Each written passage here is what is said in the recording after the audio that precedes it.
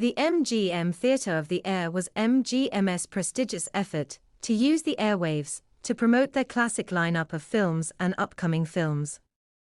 The programs featured many of MGM's best-known talent on the program. The radio productions were syndicated, with most cities starting their broadcasts Friday, October 14, 1949. The series was one of the radio programs produced by MGM under the general title of Metro-Goldwyn-Mayer's Radio Attractions. MGM Theatre of the Air was first broadcast on radio station WMGM in New York, and then released for syndication to other stations. Programs were not always broadcast in order and dates could vary for the individual shows once they were syndicated. The host for the program was the vice president of MGM, Howard Dietz. Howard was internationally known for his successful career as a composer and writer for many musical hits.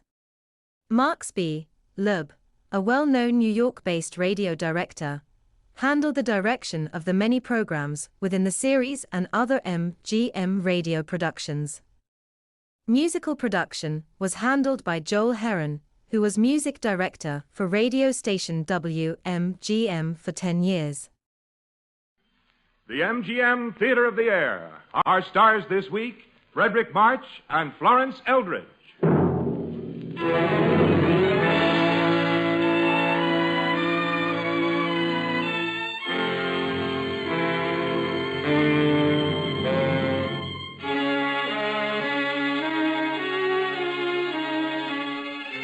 Ladies and gentlemen, your host, Vice President of Metro-Goldwyn-Mayer, and celebrated writer of many Broadway and Hollywood musical hits, Mr. Howard Dietz.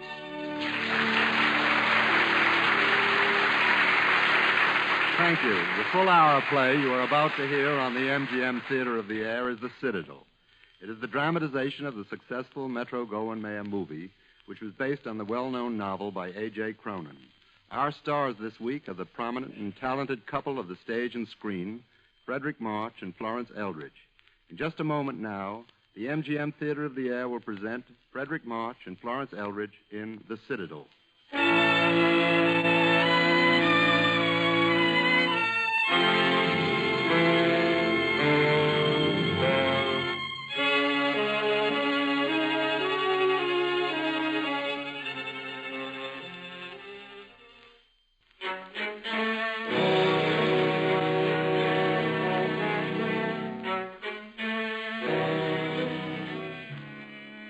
The mining country of southern Wales is dismal, even when the sun is shining. Black dust from the pit heads has cast a permanent blight on the land and the lives upon it. The eternal wretchedness of row on row of company houses, stretching from the main roads to the Dewar Hills, pervades everything. Yes, even when the sun is shining, the cold town of Blaenachlin is a dreary place.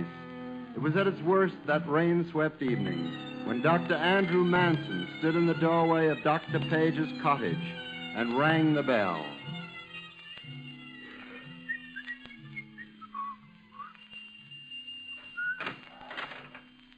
Well, this must be Dr. Manson, the new assistant. Come in, my dear, come in. I'm Doctor's wife, Mrs. Page. How do you do? Take off your things. Hang them there on the hall tree. A man can catch his death this weather. Yes, of course. I am pleased to see you. I've been out of my mind nearly since that last awful fellow left us. Come along before you're a minute older and have supper. Is Dr. Page on a call? Oughtn't we to wait? I don't know if I mentioned it in my letter, but the fact is, Doctor hasn't been too well lately. Oh. He's took to his bed these past weeks, but he'll soon be all right. Make no mistakes about that. I see. This is the first job like this I've had. Assistant to a company doctor and all that. But I'm not afraid of work. There now. I knew we'd be lucky with our next one. Here we are. Sit you down now. Supper's ready. Thank you. For what we are about to receive, make us truly grateful. I guess you were glad to land this job. Yes, I was. It isn't easy for a doctor to get placed. By the way, there's a call from number 7 Glitter Place. Came in the back of 5 o'clock. Mm-hmm. No hurry now. Oh, but there, I forgot. This will be your first case in Blaenachlin, and you're anxious to get started. Well, hickey-da. Here's to us.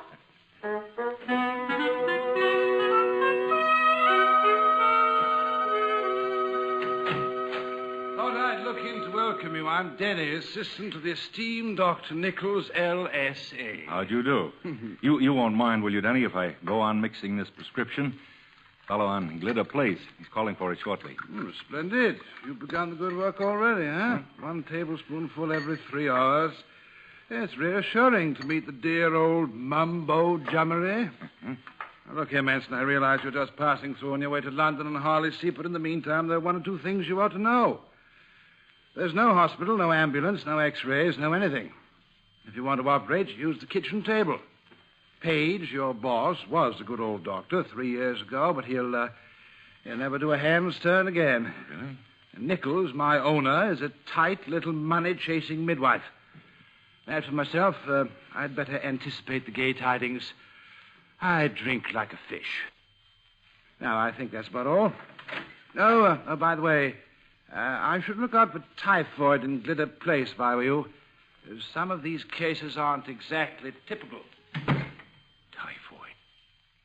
Typhoid, of course. What a fool I've been.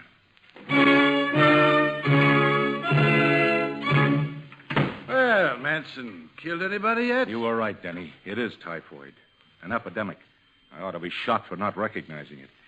I rang the district M.O. and couldn't get a word out of him. I've come to ask your advice.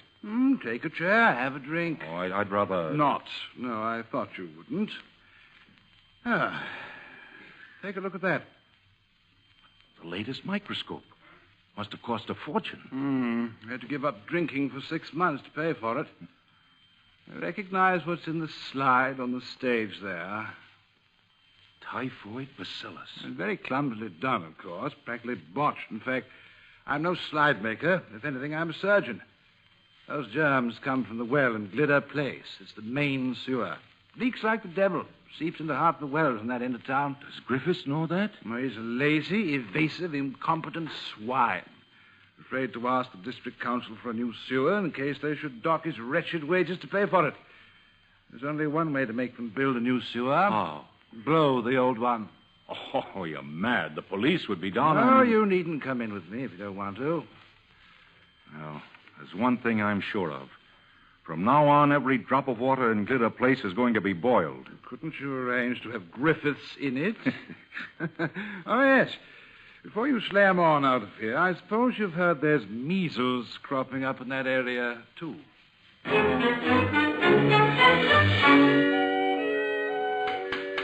Now, children, we'll go straight on to our sums in 3 columns and pay absolutely no attention to Idris. There's a very good reason why she has to sit over there by herself.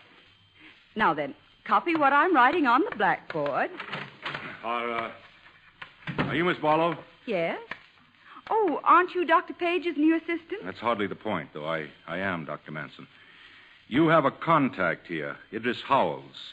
You know her brother has the measles. Yes, I know. Don't you realize it's quite against the rules to have her here? Well, Mrs. Howells was at her wit's end.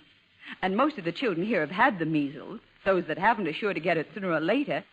And if Idris had stopped off from school, she'd have missed her milk, which is doing her a lot of good. It isn't a question of milk, Miss Barlow. She ought to be isolated. Well, I have her isolated in a kind of way. If you don't believe me, look for yourself. Back there. A separate stool in the back of the room may be your idea of isolation. I'm afraid it isn't mine. Send the child home at once. Doesn't it occur to you that I'm mistress of this class? You may be able to order people about in more exalted spheres, but here it happens to be my word that counts. You're breaking the law. If you keep her here, I'll have to report you. Well, then you better report me or have me arrested. No doubt it will give you immense satisfaction. There's nothing more, is there? Stand up, children, and say good morning, Dr. Manson. Thank you for coming.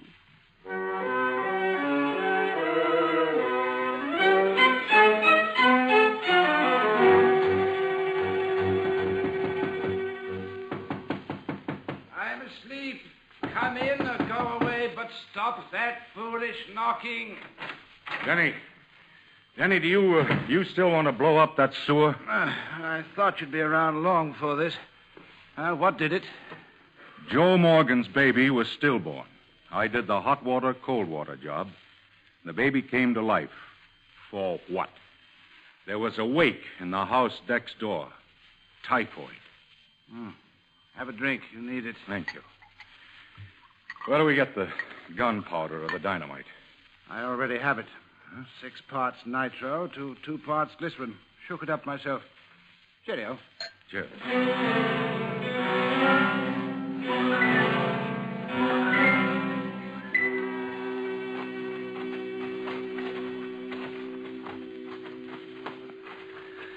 Denny, my son.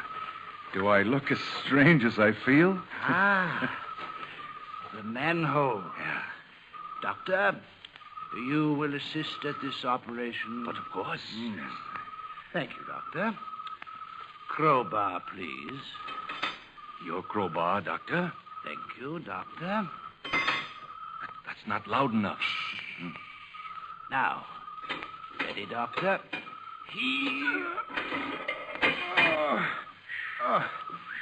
Mother, knit me a gas mask. Pretty, isn't it, eh? Look at those cracks. Take a last look. Got a match, Manson? Match? Oh, Yes, of course. Good man. Quickly now. The current and the sewer will carry them along, away from here. Oh, so that's why the cork floats. Precisely. Can't have our fuses snuffled out, you know. Yeah. Now, that's the last. Roll back the cover. All right. There. And let's get away from here.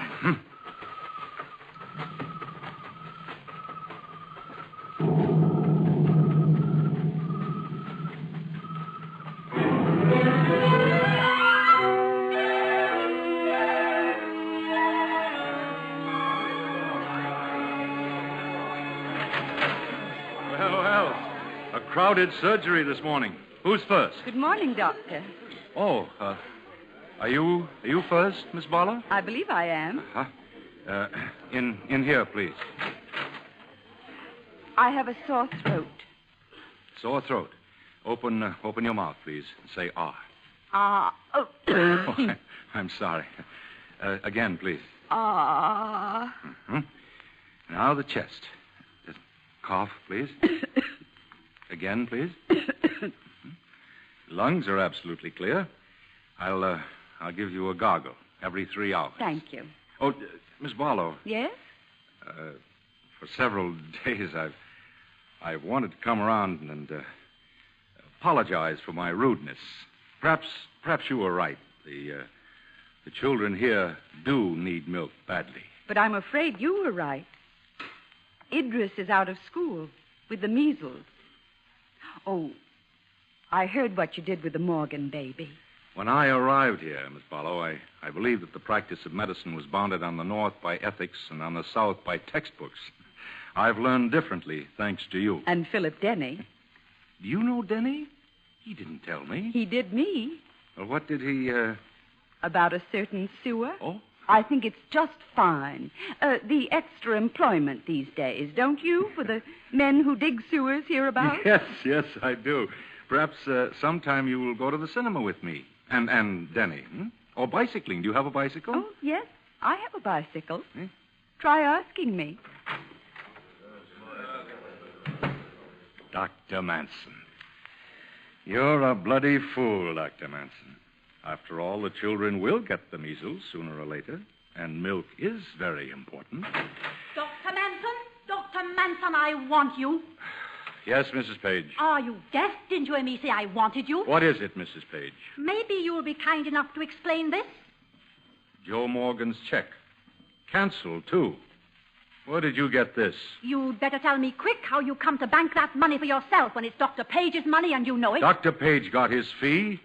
Joe Morgan made me a present of that £5 for saving his baby. What right have you got taking presents from Dr. Page's patients? Any money comes in belongs to him. A thief, that's what you are, a dirty, common thief. Mrs. Page, you've made a charge against me. Unless you take it back and apologize, I'll sue you for defamation of character. I'm waiting, Mrs. Page. All right. I take it back. I apologize. There are a few other things I want to tell you. You make £1,500 a year because of the work I do for you. Out of this, you pay me a miserable $250, and in addition, do your best to starve me. You're a mean, guzzling, mercenary witch, In fact, you're a pathological case. I give you notice here and now.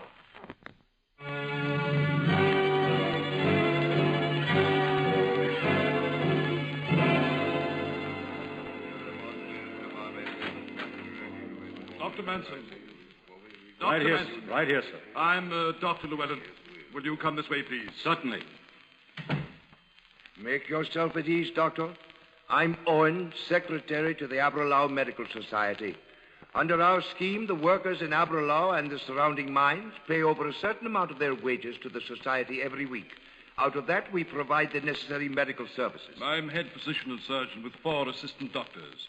The workers choose which doctor's list they prefer to be on. You get paid so much per head for every miner's card in your file. I see. Altogether, we find it a good scheme. Now then, this doctor is the miners' committee. Gentlemen, have you any questions? Why did you leave Lilacsland? I was dissatisfied with my wages, working conditions, and lack of medical facilities. Been looking for a job ever since? That's right. But this is the kind of job I've been looking for. I'm interested in mine conditions. You speak Welsh, Doctor? No, I was brought up on the Gaelic. A lot of good that would be here. I've always found it useful for swearing at my patients. Thank you, Dr. Manson. Doctor, we've all been struck exceedingly by 2 testimonials. One from a Dr. Denny who has an MS, a very high degree. The other, enclosed with his, is signed by Dr. Page, whose assistant you were. They refer to your good self in very genuine terms. There is just one more possible difficulty, Doctor. The men prefer a married doctor when it comes to attending their families, and there's a house, Vale View, and a good house, too, that goes with the position. It wouldn't be suitable for a single man. As a matter of fact, gentlemen, I'm engaged to someone in Blynachlan. I've just been waiting on a suitable appointment to get married. That's settled, then. I'm sure the committee wishes you and the Mrs. Manson-to-be every success in your new appointment.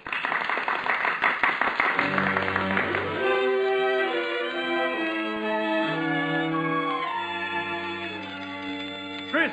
Oh, Chris! Can you stop a moment? Andrew, of all people, where have you been? I was over in Aberlour yesterday. What were you doing there? Oh, Chris, they have everything there a doctor needs. Hospitals, X-ray equipment, the fluoroscope. But, Chris, the miners' committee offered me one of the resident posts. Oh, how nice. Yeah, I turned it down, though. There was a little complication. Oh, yes? What was it? Oh, it's a matter of a house. You see, the job requires a married man. Oh, that's too bad. I say, Chris, have you ever thought of marrying? Naturally. You ever thought of marrying me? Andrew Manson, is this a proposal of marriage or a deep-dyed plan to get a job? You know I'm in love with you, Chris.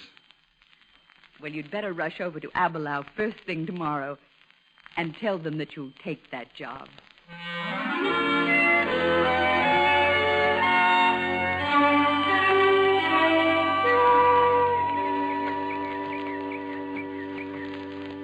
Here it is, Chris. Our new home. Well, it's nice, isn't it? Huh? Do you ever see so many turrets on one little house? No wonder they wanted a married man. Let's go in. Say, Chris, what's that? A wedding present from Denny. Probably an old boot inside. That's Denny's idea of humor. Open it. Go on. Chris, it's the microscope. Denny's microscope. That wonderful... Wait a minute. Wait, he's written something. I don't really need this. I told you I was a sawbones. Thanks to your example, I am shaking the dust of Blynachlan from my feet, too, and getting back to real surgery. Good luck. Bless him. How can we miss now? How can we miss?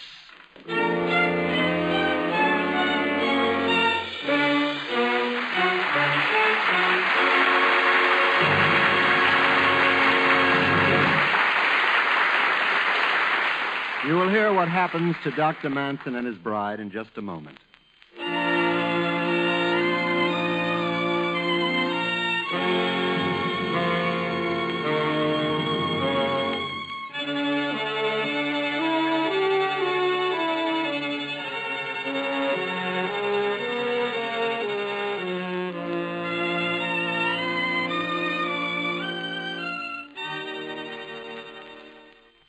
now for Act Two of the MGM Theater of the Air, starring Frederick March and Florence Eldridge.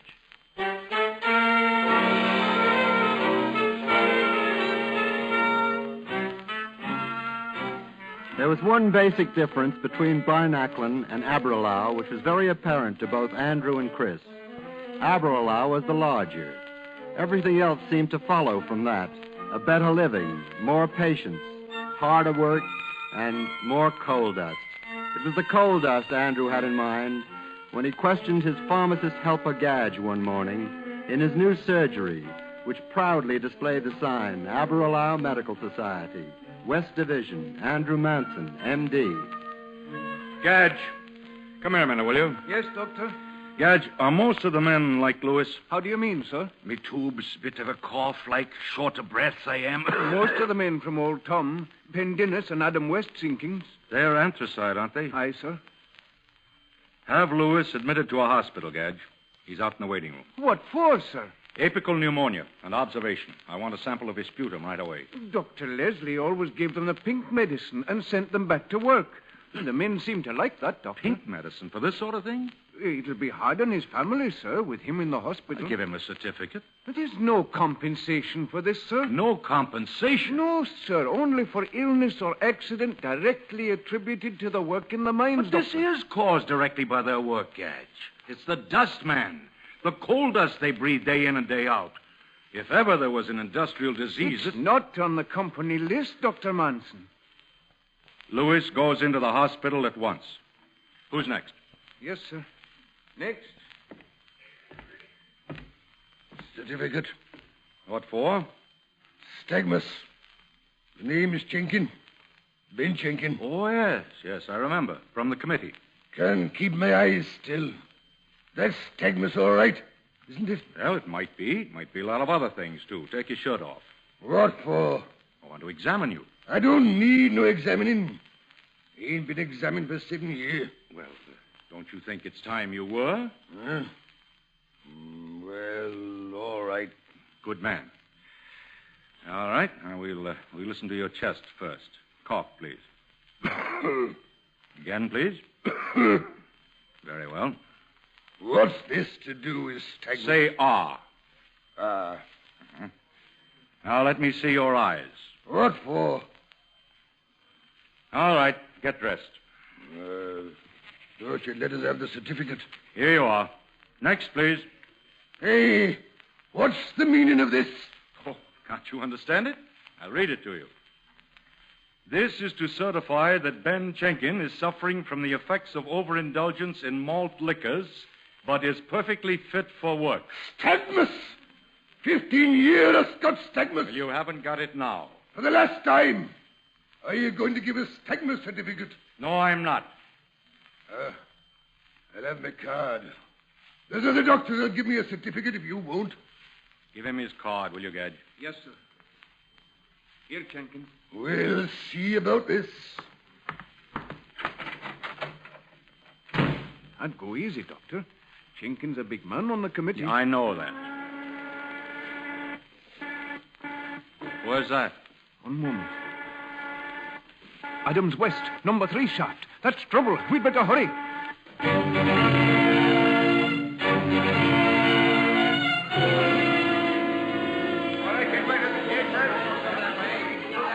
Pithead's over this way, Doctor. All right, Gadge. I'm with you. Let us through. It's the doctor. Let us through here. Mr. Owen, here's the doctor. Oh, yes. Dr. Manson, it's a nasty business. Nobody killed down there, but one of our lads is pinned by his arm. We can't shift him an inch, and the roof's rotten. Have to go any minute. You'll have to hurry. Very well, Owen. We're ready. Lower away.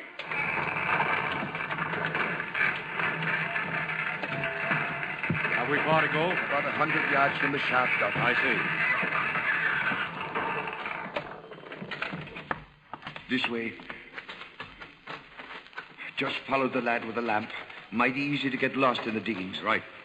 Stay close to the wall. If you step off the ledge, they'll never find you. I don't doubt that. Gadge, be careful with that bag. Yes, sir. Doing the best, sir. Here he is, Doctor. Looks like you're going to have some ambulance practice on Bevan here and proper. Be quick, Doctor, if you want us to get out of here. His arm's pinned. Very well. Edge. Yes, sir. Chloroform. Oh, bottle's smashed, Doctor. All right. Let me have the tourniquet. Aye, sir. Bevan, shut your eyes.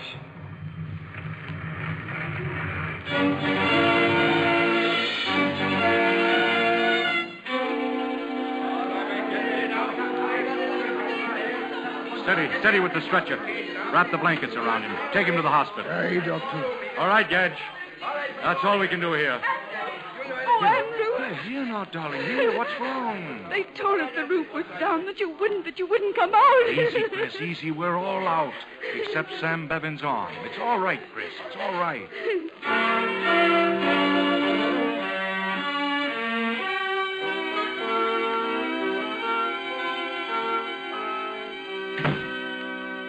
Hello, Mason. Matron said I'd find you here in the office. Did you have a look at Lewis, my chest case? Nothing to worry about. Right as rain in a day or so. I had half a dozen similar chests this morning, but not so far advanced. They aren't the ordinary colds or coughs. And I've a notion to make a study of the effects of mine dust on the lungs. Maybe something in that. Oh, I see. Well, shall we get along, see my patients? You needn't bother, Manson. I'll look after them. You see, all hospital cases come onto my list. You can't have your assistants clattering about the wards in your hobnail boots.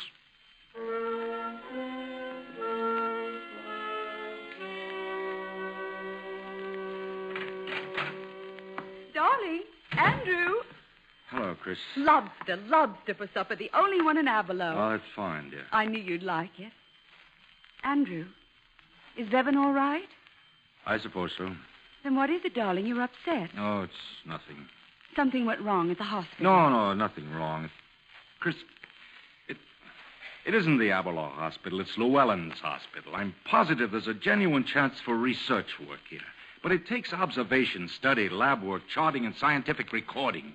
Nobody uses the hospital here except Llewellyn. Andrew, you once said that all a doctor needed for research was a microscope, a notebook, and a room with a roof over it. Come with me, dear. You see? Nothing in here except an old packing case and a microscope. But there's a roof, and we can afford to buy a notebook. We? Yes, dear. Don't you think an ex-school teacher ought to make a fair laboratory assistant?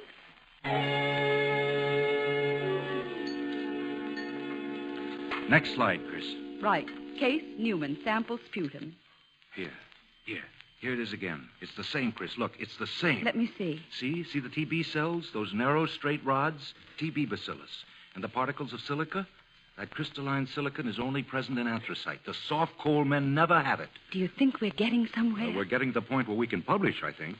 I wonder if I dare. Why not? We've got controls, the men from the soft coal pits. The results on the menagerie here are good, too. Guinea pigs with tuberculosis. Yes, and those exposed to the soft coal specimens never get it. I wonder if we dare. A paper in the medical journal now might start a few other men on this subject. I'll go. Hello, Mr. Owen. Good evening, sir. Come in. Thank you. I just stopped by the hospital, Doctor. Sam Bevan's arm is doing fine. 2 weeks now and not a trace of infection. I'm glad of that. Sit down, won't you? Oh, thank you. I'm glad to have the opportunity of talking to you, Doctor. Don't be downhearted if you're having a bit of setback to begin with, like. They're a little stiff, the folks here, but they're all right at heart. They don't get much out of life. It's our job to try to make things better for them. You know, I think I've already stumbled on something along that line. You have now? A lot of the men have diseases of the lungs, and I've a hunch it's caused by the dust in the mines, the anthracite mines. But they've worked in the dust for years. I'm not sure yet, but I think the worst thing is a chemical reaction on the lungs from the silica in the coal. I've gone over all the medical literature on the subject, and there's no mention of any such industrial disease. And when the men are laid up or develop tuberculosis, they don't get a penny of compensation. My goodness, Doctor, you're really talking. I never heard anything so important for a long time.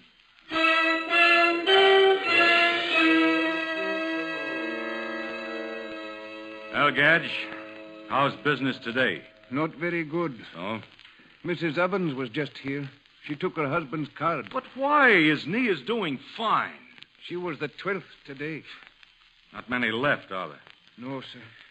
I wish I understood it. Ben Jenkins always been trying to stir up trouble because he refused his certificate. The men grumble about examinations and no pink medicine. And Jenkins been going from house to house talking about your guinea pig experiment. But I'm trying to help them. Can't they understand that? Medicine won't do any good unless I know what's really wrong. I'm going to find out, Gadge. And they can't stop me. I hope they can't, sir. Andrew. Oh, Andrew. Chris, what's wrong? We had some visitors today just now. Who? A deputation from the committee. Ben Schenken was there, his son, a man named Davies. What did they want? They asked for you. I told them you were out. They came in anyway. They said it was the committee's house and they could come in any time they wanted to. I managed to ask them why they demanded entrance. They said it had come to the ears of the committee that you were performing experiments on animals. Vivisection, they dared call it. And so they'd come to look at your workroom and brought Mr. Davies, the Prevention of Cruelty to Animals man, along with them. Go on, dear. I tried to stop them, Andrew. I tried. But they pushed past me through the hall into our lab. Jenkins saw the stain on the board where I dropped the fusine that time, and he let out a roar. Have a look at that blood. He shoved all those little animals in a bag. I tried to talk to them, Andrew, but they wouldn't listen. They took those little animals and they went away. Never mind, dear. Now, never mind. I never heard such rank impertinence in all my life, and you had to put up with it. I'll make them pay for it. I'll get Owen out to call the committee into session. I'm afraid that's already been done, Andrew. What? By whom? Some of the men. Owen stopped by to leave word for you. The meeting's called for tomorrow, and you're to be there.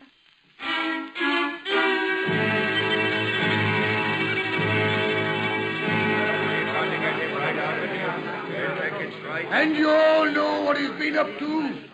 He don't give medicine. All he gives is examinations. He don't give proper certificates to the men who ain't fit for work. He handles dumb animals with cruelty. And I know you're with me one and all when I say here and now, we demand Dr. Manson's resignation. Perhaps you'll allow Dr. Manson to state his case? Gentlemen, I believe you are prejudiced enough to think I would like to fight you. Maybe you still think I've been wasting my time in a lot of foolish experiments. Schenken drowned the animals I was using in my work. That was cruelty, if you like, useless cruelty. Why do you men take white mice and canaries down the mines to test for black damp? And when those mice get a whiff of the gas, do you call that cruelty? No, you don't. You realize that those animals have saved men's lives, and that's what I've been trying to do for you. I've spent every minute of my spare time on this inhalation problem to try to find out something which might improve your working conditions, give you a fairer deal, keep you in health. What if I did use a dozen guinea pigs? Don't you think it was worth it? Vote! Vote! Let's have a vote! Very well. Those in favor of demanding Dr. Manson's resignation, say aye. Aye. Contrary-minded? No. I'm glad to tell you, Dr. Manson, that the committee by a majority has asked you to remain. Thank you, Mr. Owen. I'm glad that the committee doesn't wish me to go. But I'm sorry. I can't wait on in Avalaw any longer. I give the committee notice from today. Good riddance. Shut your senseless mouth, Ben Schenken. We've lost the best man we ever had.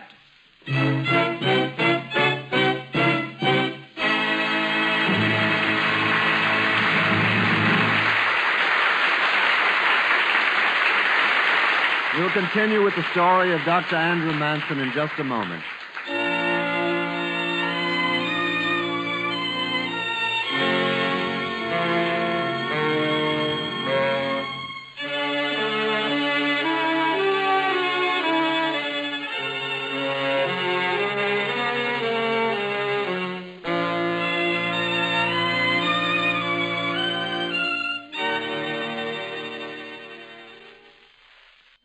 Act 3 in the MGM Theater of the Air, starring Frederick March and Florence Eldridge in The Citadel.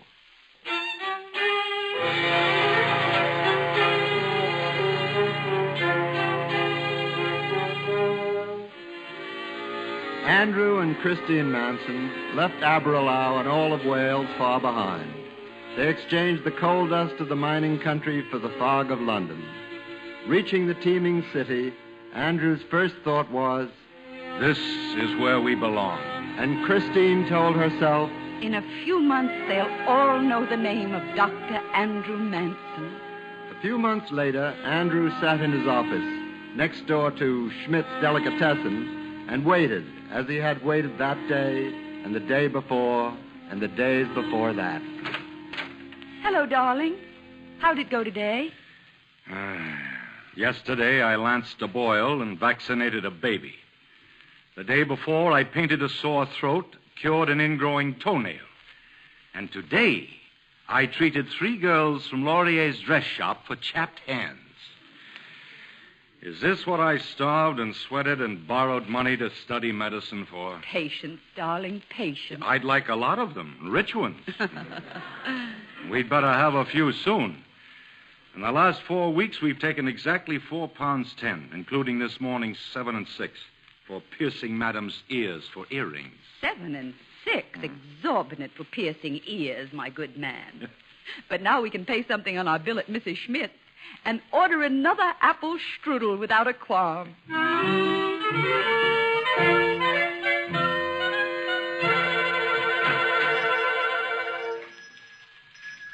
Hello, Doctor, and the Mrs. Doctor. Good day, Mrs. Schmidt. 2 sandwiches, please, the specials. But of course.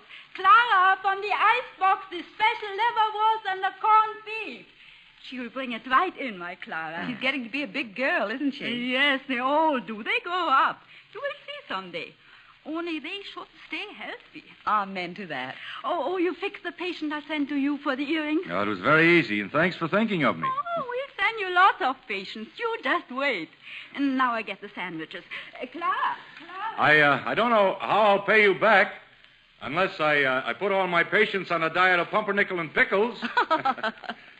She's such a nice person. Not much fun for a youngish woman, a growing girl and her husband dead in this neighborhood. People are nice, Andrew, when they're themselves. That's amend that. When they're allowed to be themselves. Amendment accepted.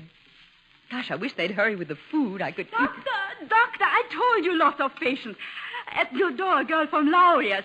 Someone there sick. Quickly, you go with her. Chris, I don't... You go on, dear. You heard Mrs. Schmidt. Patients, lots of them.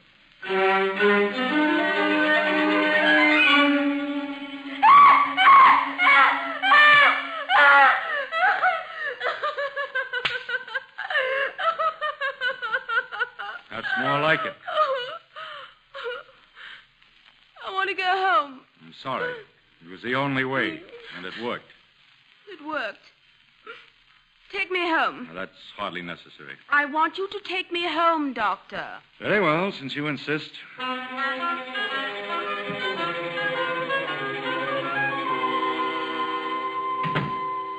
Well, this is better. Oh, look at me. I do look foul. I'll get that filthy little Laurier girl sacked. I gave them something to think about, didn't I? I simply went wild. Well, go on, Doctor. Laugh. It was priceless. It wasn't at all funny. It was a very bad case of willful hysteria. I advise you to take yourself seriously in hand. Go straight to bed and call your own doctor. Well, why won't you look after me? I hate my doctor. He's always telling me not to drink or smoke or anything. I'm afraid I should give you exactly the same advice. I mightn't mind it as much from you. Might I give you a bit of advice? If you wish. Are you anxious to make a success as a doctor? Well, naturally. Then go and see a good tailor. I don't see how that would help. Goodbye. Where does one reach you, Dr. Manson? I'm in the phone book. Don't give up your line of treatment, Doctor, on any account. I foresee a crashing success. Goodbye. Women. Women like that. Oh, I beg your pardon, sir. Freddie! Freddie Parker!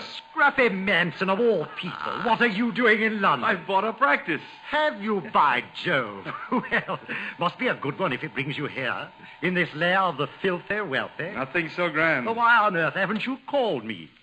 You knew I'd want to see you after all those years together at Edinburgh. Well, Who's your patient? In these flats, I mean. I don't know. Miss Leroy, I believe. Oh, that's good. You always were a queer one. A great professional man, Andrew. Indifference. A Miss Leroy, I believe. And she's only the richest girl in London.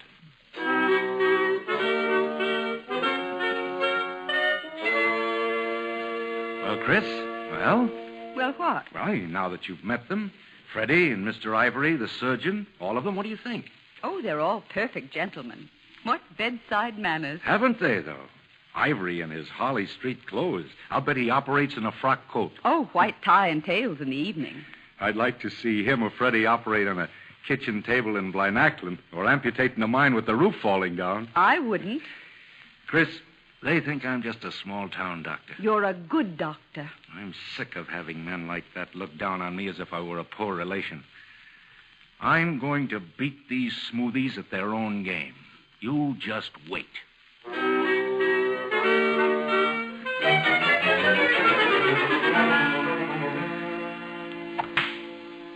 Good ball, old man. Very good indeed. Your shot, Andrew. What? Oh, yes. Good shot, Andrew. Where's yours, Ivory? A few yards farther along. It's a marvelous game, golf. Absolute privacy. By the way, Andrew, I'm sending a senile old Mrs. Lane along to you tomorrow. Told her she should see a good lung man. Have a look at her. I will indeed. Oh, and I say, you chaps, I ordered one of those new iridium lamps today. It was something around £80. That ought to pay for his keep. Did you see Abby's paper in the journal on bogus heliotherapy? Those iridiums have absolutely no infrared content. They've got a lot of 3 Guinea content. Besides, they give a marvelous suntan. Yeah, that's true, but honestly, Parker, you'll find nothing beats the good old hypo when it comes to fees. Whenever a patient sees you begin the swabbing and sterilizing that comes with injections, she thinks instinctively, heavens, this is going to mean money. You'll notice, Andrew, how Ivory's passing of the good word patient is usually feminine. Oh, well. 4.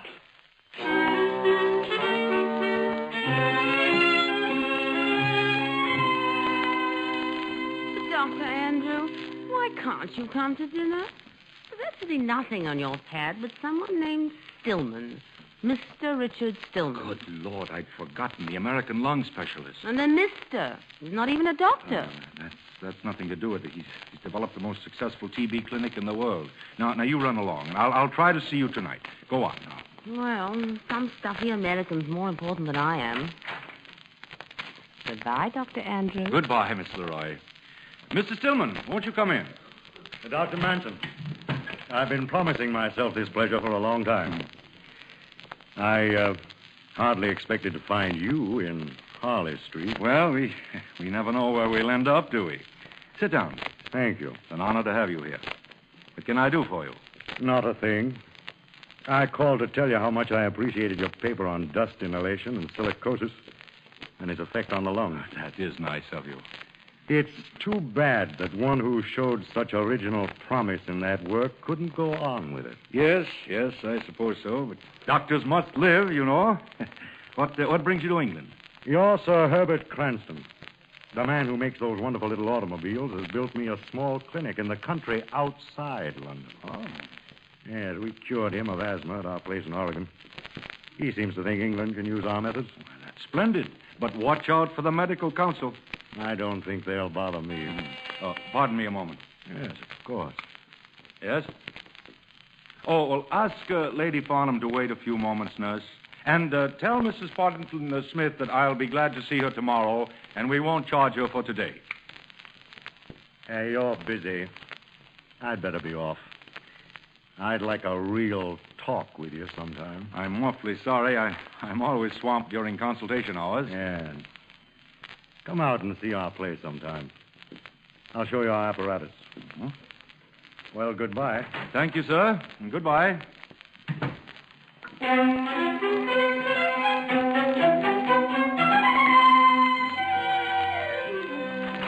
Just at the hand of the doorbell and the door opens. By magic, no doubt. Denny! Manson and Chris. Oh, Denny. Come in, come in. Where have you been? Doing 16 operations a day in the slums of Leeds. Huh? Chris, let me look at you.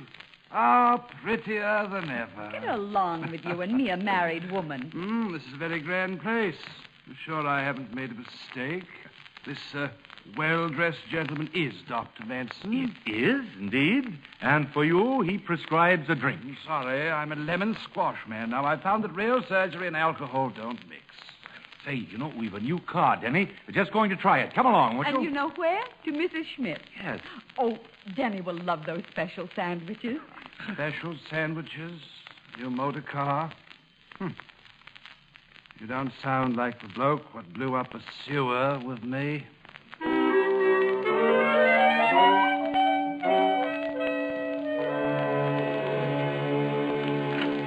Mrs. Schmidt?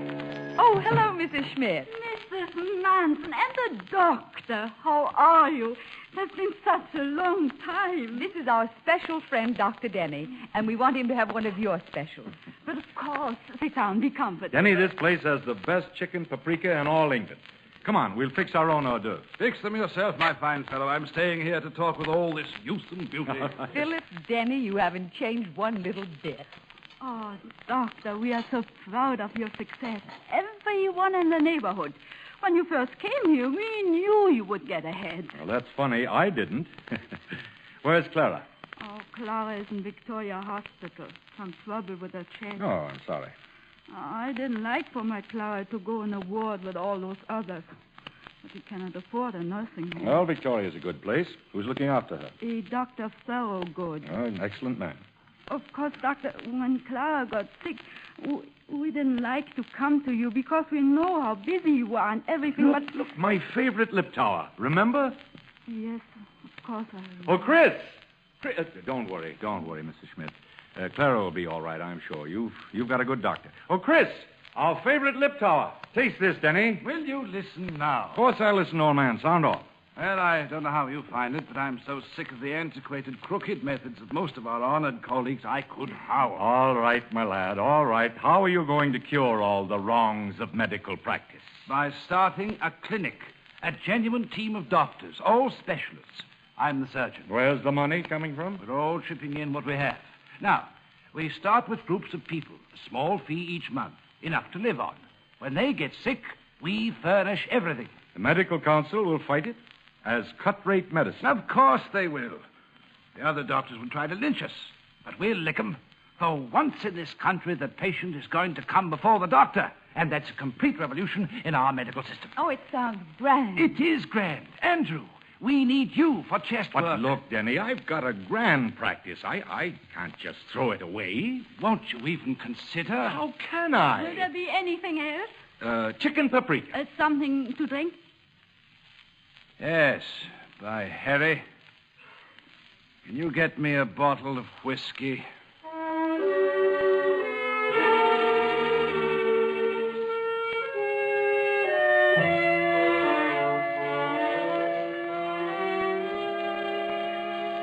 I think a picnic was a wonderful idea, Chris. Do you? Mm-hmm.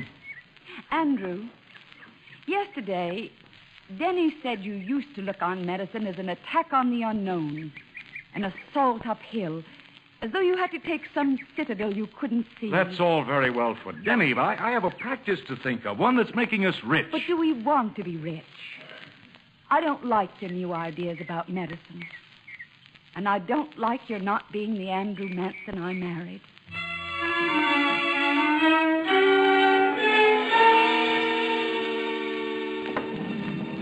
So, there you are.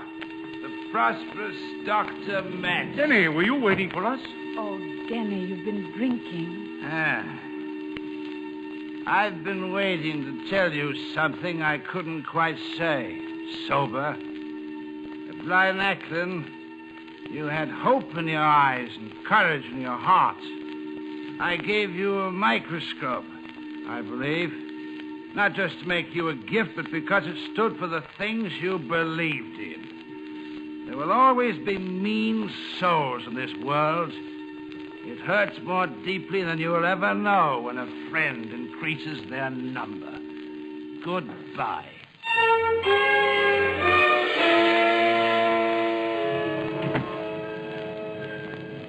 Oh, he left the window open again. Would you like some tea? No, thanks.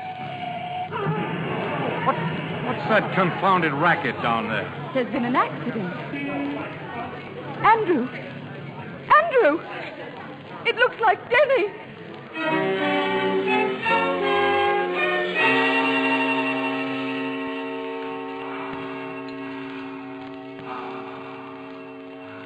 Can't you go a little faster, Ivory? If we could stop this internal bleeding, his other injuries aren't serious. Clamp, please. Swab. I wish you could hurry. His pulse is very low. What about a transfusion? You can't stop at this stage for that. Swab, please. Nurse, adrenaline hypo. Quick.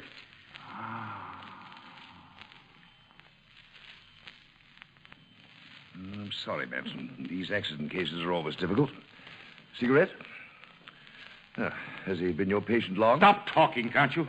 You know you killed him. You're not a surgeon. You never were. I don't recommend that line of talk. Of course Manson. you don't. It's the truth.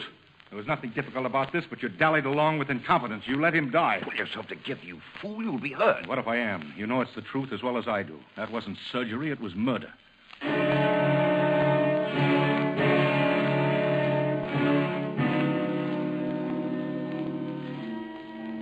Andrew, what happened? Is he... Denny's gone. He's butchered. Ivory killed him. Oh. Andrew, where are you going? I don't know. Dr. Manson. Dr. Manson, why are you standing on Waterloo Bridge? Dr. Manson. Were you thinking of jumping, Dr. Manson? That's very negative, you know. Denny said, like an assault uphill to take a sort of citadel you couldn't see. A citadel, Andrew. A citadel you couldn't see. Go back to being a doctor, Dr. Manson. That title meant something to you once, you know, back in the days when we blew up that sewer. Mrs. Schmidt, what hospital did you say Clara was in? Victoria, Doctor. Come with me.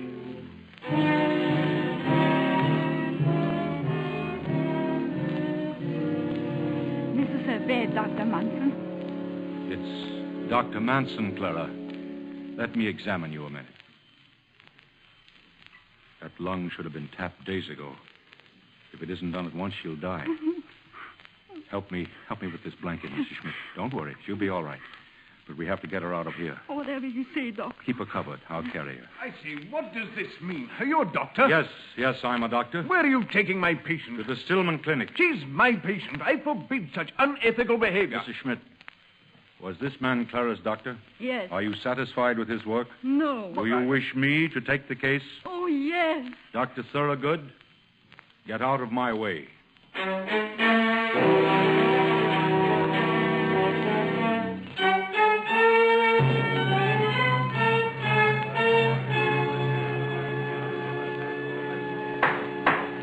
Did you or did you not serve as the anesthetist at an operation performed by an unlicensed individual in the so-called Stillman Clinic? Yes, I did that infamous thing to save a life. I took Clara Schmidt to Stillman. What if he is unregistered?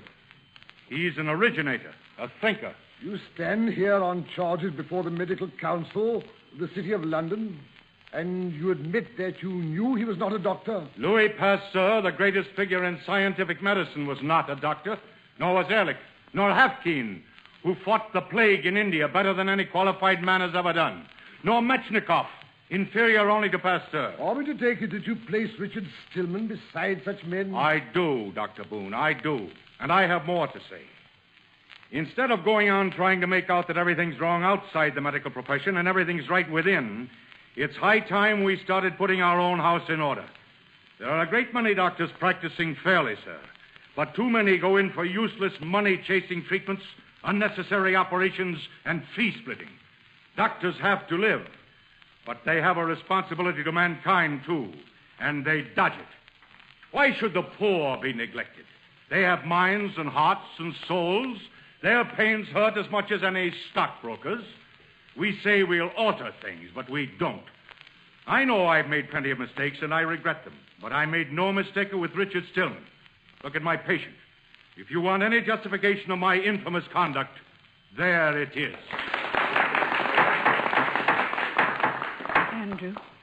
Andrew, my dear. It's all right. Whatever they do, it won't matter. Andrew, here. Look.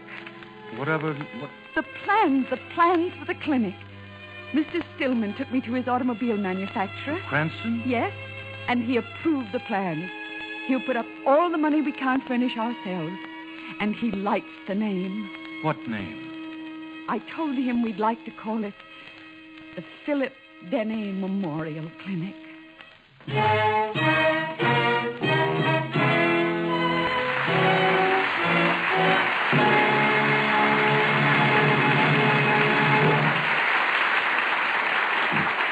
Frederick March and Florence Elrich will be back in just a moment.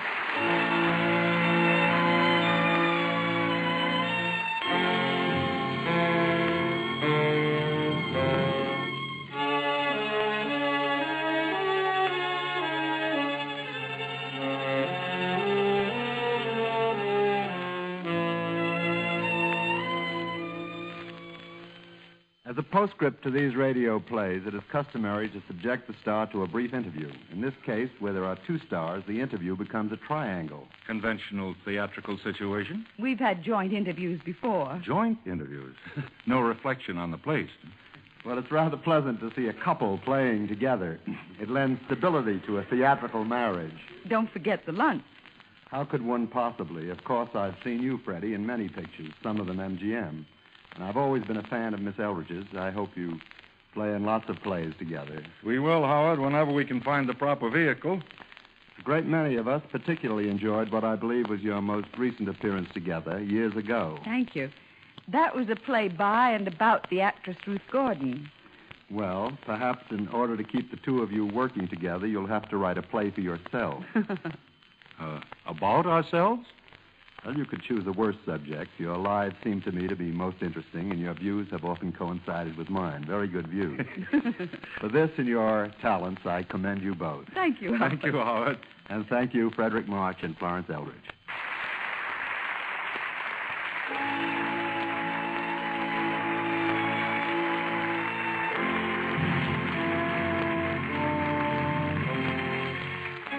The Citadel was presented by arrangement with Metro-Goldwyn-Mayer, producers of Malaya, starring Spencer Tracy, James Stewart, Valentina Cortesa, Sidney Greenstreet, and John Hodiak. Ivor Francis was heard as Dr. Denny. Original music composed and conducted by Joel Herron. The program was directed by March B. Loeb and produced by Raymond Katz.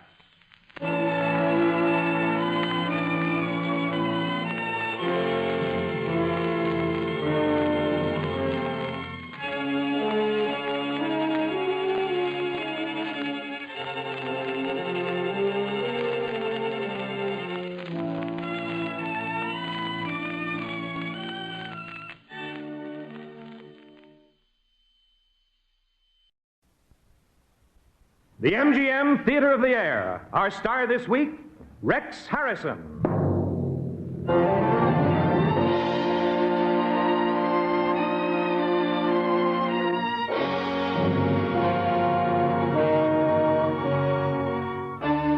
Ladies and gentlemen, your host, Vice President of Metro-Goldwyn-Mayer, and celebrated writer of many Broadway and Hollywood musical hits, Mr. Howard Dietz.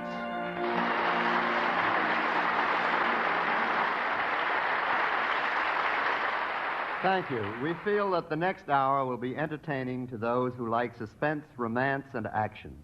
People who don't like these things shouldn't listen. Our story is an adaptation of an MGM hit, Crossroads. The plot ranges from the Paris underworld to the higher world of the French Foreign Office. Our star is the distinguished Rex Harrison. He plays a young French diplomat who might also be mistaken for a more doubtful character. As the phrase goes, is he man or monster? In one moment now, Rex Harrison will appear in Crossroads, The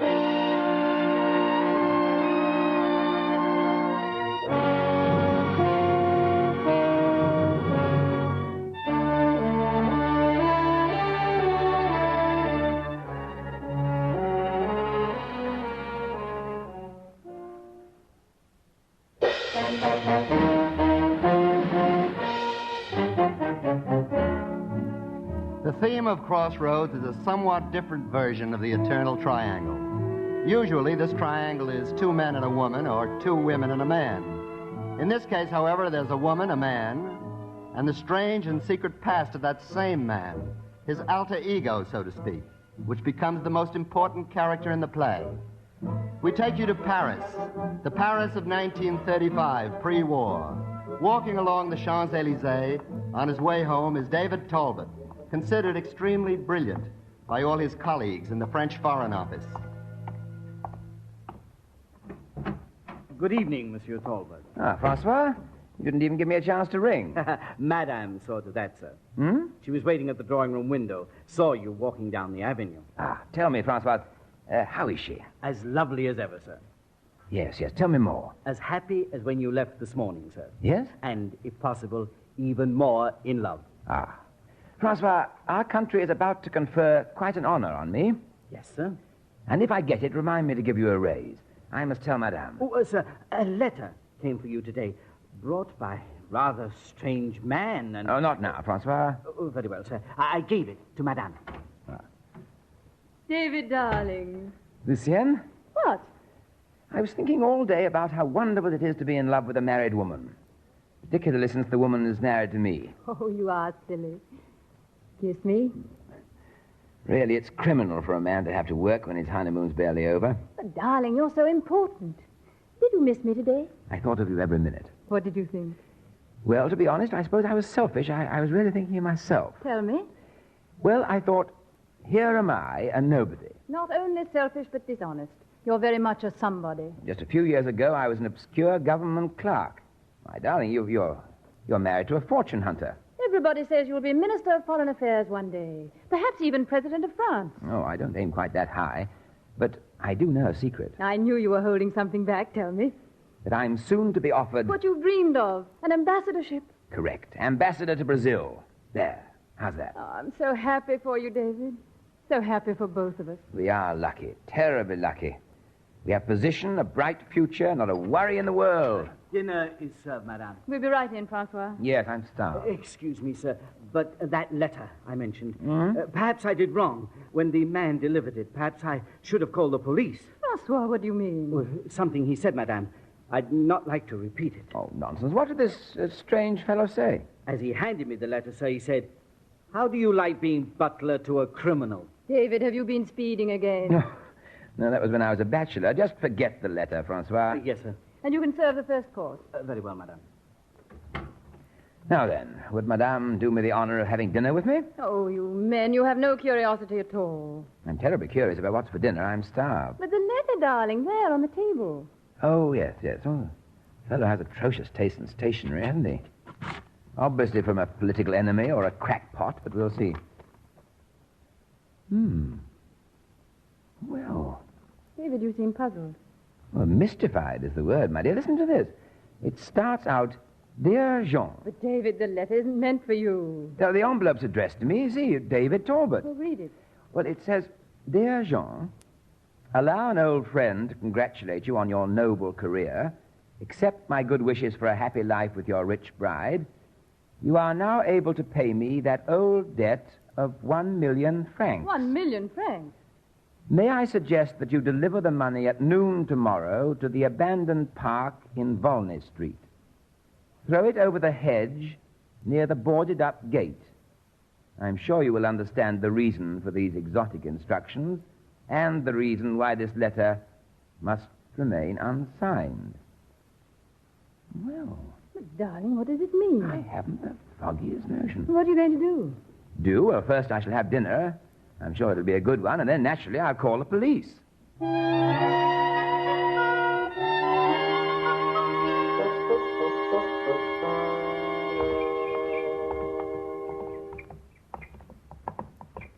There, just ahead, David, the boarded-up gate. Well, I see, but please, won't you wait here? No. Well, something might go wrong. And if it does, I want to go with you. All right, you're a willful, headstrong, unruly wife.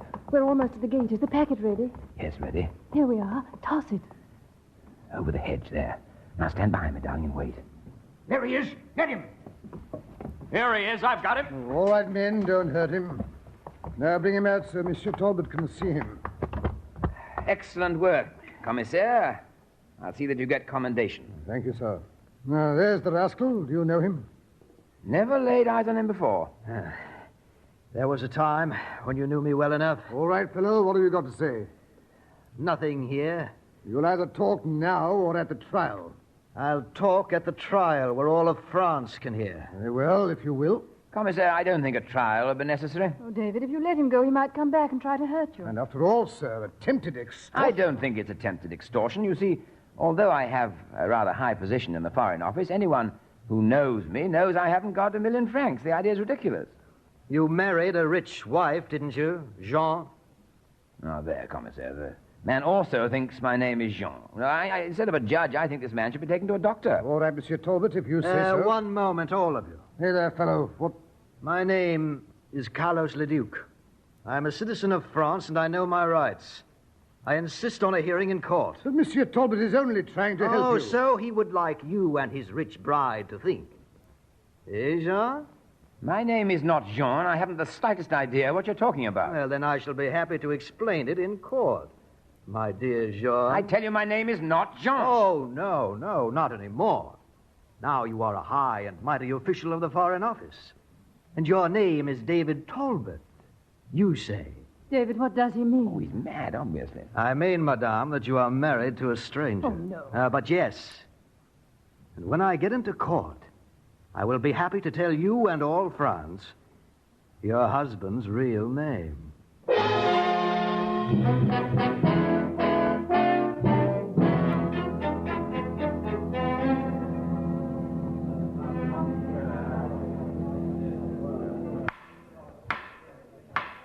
Case of the state versus Carlos Leduc. Carlos Leduc, stand and make your presence known. I am Carlos Leduc, present and ready for trial. Be seated. Is the chief witness for the state present, Monsieur David Talbot of the Foreign Office? Here, Your Honor. Ah, yes. We can proceed in one moment, as soon as I have read the particulars of the complaint. Did you see the old fox smile over here at me? Yes, and if you smile back, I should call it tampering with the court. He was one of Father's oldest friends. David? Yes, sir? You're not worried, are you? Why should I be?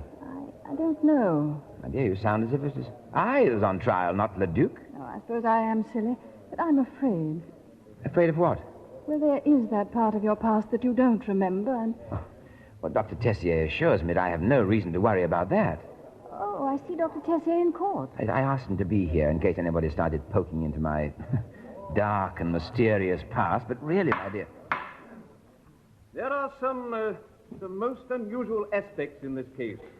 There is even the possibility that the reputation of a high servant of the state might be needlessly damaged. David, did you hear that? No, please, dear, don't worry. In order to minimize that possibility, I have decided to conduct these proceedings somewhat in the manner of an informal examination before trial, and so order it for court record. David, what does he mean? He means he'll ask all the questions instead of the attorneys. Carlos Leduc, you are accused of writing to David Talbot an anonymous letter in which you demand payment of a debt in the amount of 1,000,000 francs.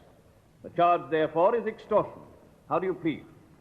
I am not guilty, Your Honor, as Monsieur Talbot well knows. The letter I wrote was a straightforward request for money owed to me. You are contending, I presume, that there is nothing unusual in demanding that a debt be paid by throwing money over a lonely park wall? I assure you, my creditors are not so imaginative. Perhaps they would be, sir, if you were living under an assumed name and they were considerate enough to help you keep your deception a secret. Order. Order. Court would like to know to whom you refer as living under an assumed name. Sir, if you will permit me to tell my story, I think I can make it quite clear. Very well, Leduc. Your story. I first met the gentleman sitting there with his wife, this Monsieur David Talbot, more than 10 years ago when each of us was in our early 20s. Only then he was not Monsieur David Talbot. Then he was Jean Pelletier, a petty crook and cutthroat. That is not true. That's a lie. Lucien, I mean Madame Talbot, please. Please, darling, the man's ranting. I'm sorry, David. I can't have that. Proceed, Leduc. Pelletier had a list of crimes as long as a bell rope, but one talent he had. He always escaped from the police. Your Honor, if I may. Yes, Monsieur Talbot. This defendant, Leduc, is charged with extortion, and I am a witness against him. I fail to see what some completely imaginary person named Jean Pelletier has to do with the case. I'm sorry, Monsieur Talbot. But the man is talking nonsense. That is what we're here to find out. For your sake, But I hope so. But I assure you... Please, Monsieur Talbot, as an honored and respected official of the state, you will be shown every courtesy in the power of this court. But I'm not asking for special treatment, but this man is mad. So perhaps we can discover his madness. If, however, he can prove an earlier relationship with you, even under another name, he can show the possibility that a debt between you actually exists. I am sure you understand that in simple justice he has a right to state his case. Although I'm the one to suffer, Your Honor, I concede that you are right. Let us hope your suffering will only be temporary. Proceed, Leduc. It was in 1925 that Jean Pelletier, the crook and cutthroat, came to owe me 1 million francs. And what was the nature of this debt? Oh, there was nothing dark about it. I am not at liberty to explain the details, but perhaps Monsieur Talbot would like to do so. Your comment, Monsieur Talbot? Same as before, the man is raving. Continue, Leduc. Years passed, and I never heard of Jean Pelletier. He disappeared. Then one day, a month or so ago, I saw his picture in the press. He had married Lucienne de Couville. Aha, I said. My old friend Jean Pelletier has gone up in the world. Not only that, the sly rascal has changed his name to David Talbot. Enough of your dramatics, Leduc. Your story. Yes, Your Honor, yes. Well, I had no wish to spoil his game, whatever it was. I only wanted my 1 million francs. I wrote and asked for it, and my answer was a knife in the bag. And just when and where, Leduc, do you claim you last saw Monsieur Talbot? Do you know that? Distinctly, Your Honor. I last saw Monsieur Pelletier Talbot on the night of March 25th, 1927, in the railway station at Marseille. I was there to see him off on a trip to Paris. That is all? That is all. Very well. Monsieur Talbot, do you know where you were on the night of March 25th, 1927? Well, in a general way, yes. And? I have reason to believe I was aboard the Paris-Marseille Express. And was the man Leduc at the station to see you off? He was not. That is, I've never seen the man before, as far as I know, but... Yes. Go on. Well, Judge Monet, you're being cruel, unreasonable. Madam Talbot, your father was my good friend, but there are no personalities in this court. You will please... But the story of what happened to my husband that night is well known. It's been written up by every paper in Paris many times, and you know it. Another disturbance, madame, and most regrettably, I shall have you removed from the court. Your Honor, my wife is right. I am not the person to tell you about that night. Dr. Franz Tessier is in court, and... Very well. Not in order, but I shall permit it. Dr. Franz Tessier. Yeah, and I'll be happy to testify for David Talbot. My reputation for truth is rather well known, but would you like me to swear on a stack of Bibles? This is an informal examination. Just tell your story. Later, you will be asked to attest the record. Very well. On the night of March 25th, 1927, there was a wreck on the Paris-Marseille Express. An open switch. Many people were killed and others injured. It is a very famous wreck, and the details are known. The issue here is Monsieur Talbot. Correct. I have a hospital at Avignon, and I was one of the doctors called to the scene. One of the persons I attended was this same David Talbot. Now I'm happy to say my very good friend, as is his lovely wife. The extent of Monsieur Talbot's injuries? The right side of David's head had been mashed in like a dropped egg. He was very strong, and I managed to repair all his injuries, with one exception. Yes, Dr. Tessier? He has never been able to recall any of his past before the wreck. None whatever. Thank you, Dr. Tessier. But, Your Honor, that story about me is known to everybody. This man, Leduc, is using it as a springboard for blackmail and... One moment, Monsieur Talbot. The fact is that you cannot deny Leduc's story. But I was positively identified as David Talbot after the wreck. By whom, please? By the Swedish ship captain who brought me to Marseille from Fort de France, Martinique. Is the captain in court? Unfortunately, he died some years ago, but Dr. Tessier was present at the identification and... I see. Presumably, you were a native of Fort de France, or were known there. Did you check that possibility? Well, yes, I did just before my marriage. I thought I should have positive proof, and... And you found it? You were known in Fort de France? No. No, I was not known in Fort de France, and there was no family there by the name of Talbot. This is, rather grave, Monsieur Talbot. On the other hand, the Duke has no proof that you are Jean Pelletier. Is that all, Your Honor? May I go? The police have one other listed witness, Michel Alain. Michel Alain? Here, Your Honor. Step here to the bench, if you please. There. Do you recognize the man standing before you? Well, do you recognize him? Oh. Well? Jean, darling, I'm sorry to have to do this. You know him? Yes, Your Honor. He is Jean Pelletier. Madame, you are mistaken. I'd never have told Jean, really. Mademoiselle Alain, in your dossier as a witness, you are listed as a singer at the Club Serene here in Paris. That is correct. And you claim to have known David Talbot as Jean Pelletier in Marseille, where you were friendly with him years ago. Yes, before the train wreck. We were more than friends. Oh, I'm sure Jean had some good reason for changing his name. And I'm glad he's gone up in the world, even that he's married so well. Just answer the question, please. Now, could you describe some identifying mark about Monsieur Talbot? Some scar or blemish or... No. Wait, yes. Well? I remember that he always wrote with his left hand. Your Honor, this woman is a fraud, a liar, a cheat, a swindler. Dr. Tessier. This hearing is informal, but this is still a court of law, and you will respect it as such. But this woman is a liar, and I can prove it. Very well. I will hear you. Step down, Mademoiselle Alain. Well, Dr. Tessier? You heard me testify that David's entire right side was crushed? I did. Until that train wreck, David was right-handed. Clearly, that woman was lying when she said David wrote always with his left hand. I know because it took me more than a year to teach him to write with his left hand. Pardon me, Your Honor, but this note seems to have a bearing on the case. One moment. Yes. Is Monsieur Henri Sarou in court? Yeah, Your Honor. Step forward, please. This way, sir. You are Henri Sarou, the man who wrote this note? I am, Your Honor. And you say you have documentary evidence pertaining to this case? I believe I have. We shall see.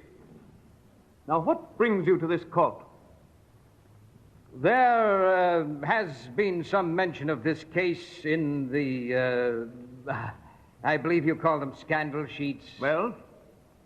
One story reported that the Foreign Office official, David Talbot, was in reality the cutthroat Jean Pelletier, and that name excited my interest. Tell the court why, Monsieur Sarou. As a wine salesman, I traveled for my firm in Africa. About 4 years ago, I became ill and was taken to a hospital in Sidi Bel Abbes. In the bed next to me lay a man dying of fever. I was nice to the fellow, and he told me his name and the story of his life. Yes, Monsieur Sarou. Go on. Well, it was a pathetic story. Bad friends, a woman, thievery, the usual road down. 2 nights later, he died. But in this note, you refer to documentary evidence. Yes, I have the evidence here. I have in my pocket his papers, which the dying man gave to me. His name was Jean Pelletier.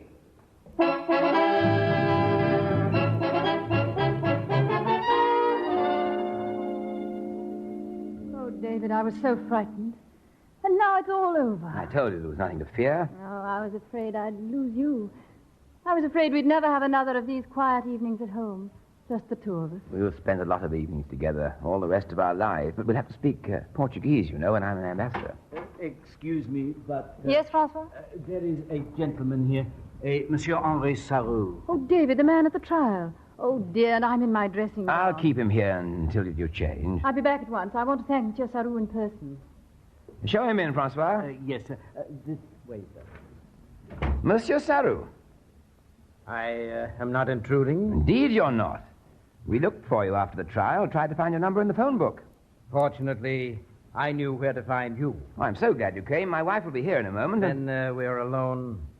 Alone? Yes, I mean to say, may I speak freely? My dear sir, after what you did for me today, there's nothing you can't say to me. Nothing. Good. Well, then I'll say this. I admire your colossal nerve. I really do. What?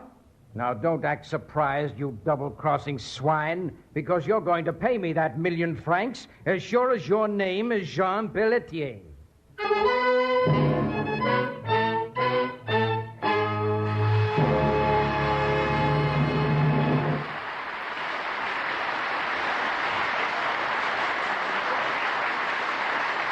In just a moment, you'll hear more of the thrilling story, Crossroads.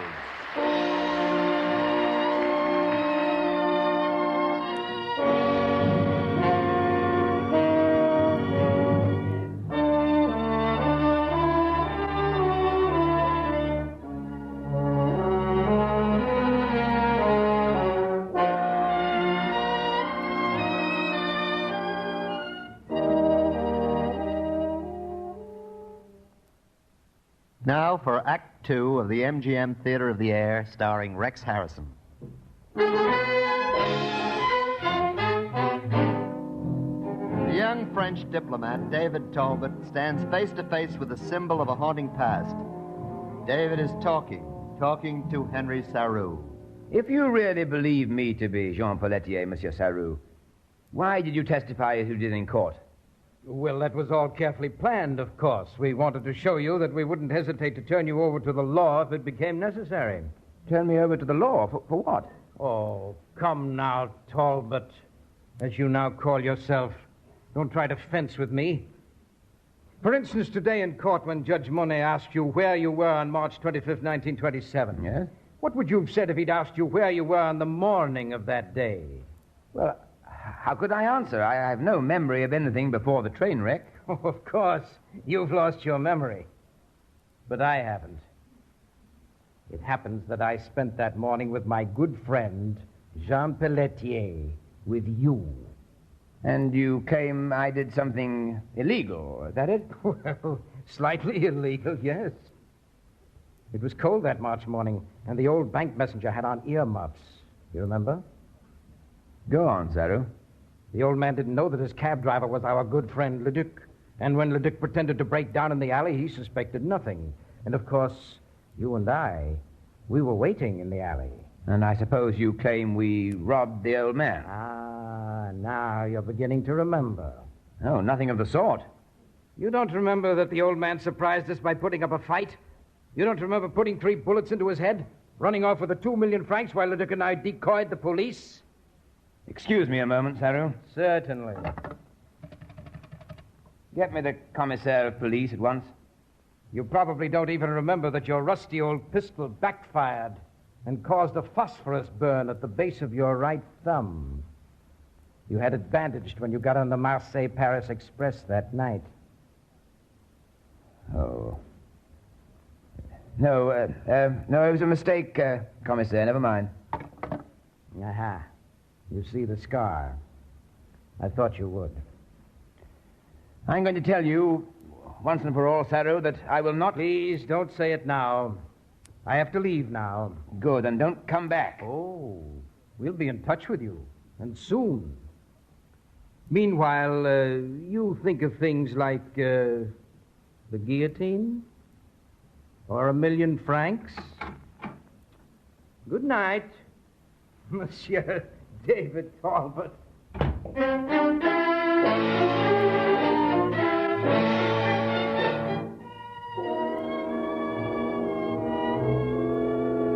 Really, David, I'm disappointed in this report of yours. I'm sorry, sir. I've always tried to do good work. Yes, you always have. The brightest mind in my ministry. Let me try the report again, sir. By all means. I want my next ambassador to Brazil to have a better grasp of the situation he'll have to face. Worried about something, perhaps? Oh, no, sir, really. A lady to see you, Mr. Talbot. Ah, perhaps a lady. Oh, you know me better than that, sir. I was jesting, of course. If we French husbands lived up to our reputations, we'd be in hot water all the time. Monsieur Talbot, are you there? Let her in, David. I'll go out this back way. Mademoiselle Michel Alain, Monsieur Talbot. No. Ah, perhaps a lady after all. Well, I'll go along. Ask her to come in, Miss Laval. Jean, darling, can you ever forgive me? What do you want of me? Oh, Jean, please. I'm not made of stone, you know. And yesterday at the trial, you looked into my eyes as if I were a stranger. You are a stranger. Please don't. You're spinning at the top, and I'm glad. I can understand you not wanting to remember, but, well, I don't want to forget. I repeat, what do you want of me? What do I want of you? Darling, nothing. I simply came here to warn you against Saru. Well, you can warn Saru for me when you go back to him. If either of you even so much as phone me again, I shall call for the police. Well, Saru was right. You're not the generous, open-hearted Jean Pelletier anymore. You've changed. I know. It's that wife. Don't dare mention my wife. Now, Jean, you've made me angry, and you ought to remember how dangerous it is. Believe me, darling, I could tell your wife many things about you that she doesn't know.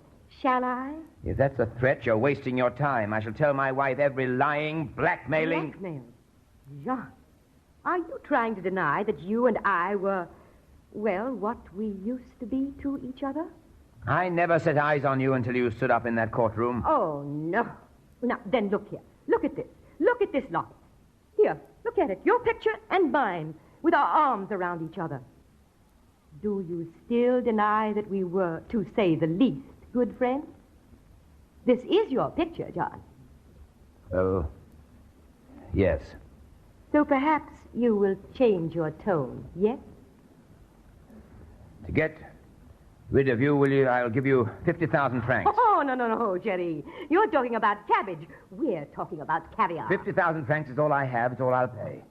Your wife has money. Much money. I'd never touch a sou of her money. Oh, you have changed, darling. But there is another place you can get money. There is no other place. Over there in the corner of your office, John. There is the big safe. There's no money in that safe. Fortunately, I know better. Oh, the government provides you with money to pay secret agents who gather information for France abroad. You need account to no one for the way you spend that money.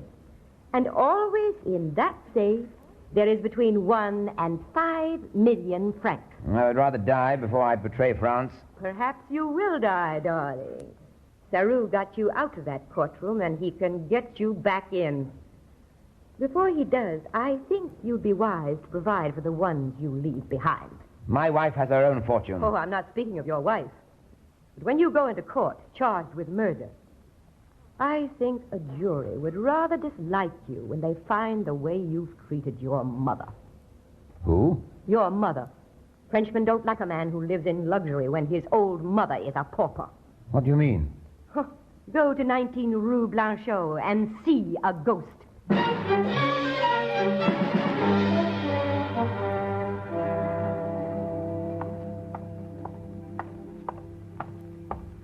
Pardon me, sir. Oh, gendarme, yes? I thought it better to warn you, sir. Warn me? Warn me of what? Please don't be alarmed. I only meant that this is, well, a bad neighborhood for one who dresses so well. You kind of mind your own business. Well, pardon me.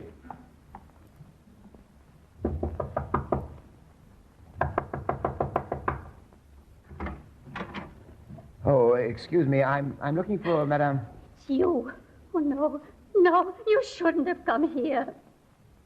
Madame, may I come in? I saw your picture in the paper, your wedding picture. And for days I cried. Tell me, please, do you know me? Yes, I know you. Then tell me, who am I? You're You're the great official of the Foreign Office, Monsieur David Talbot, of course.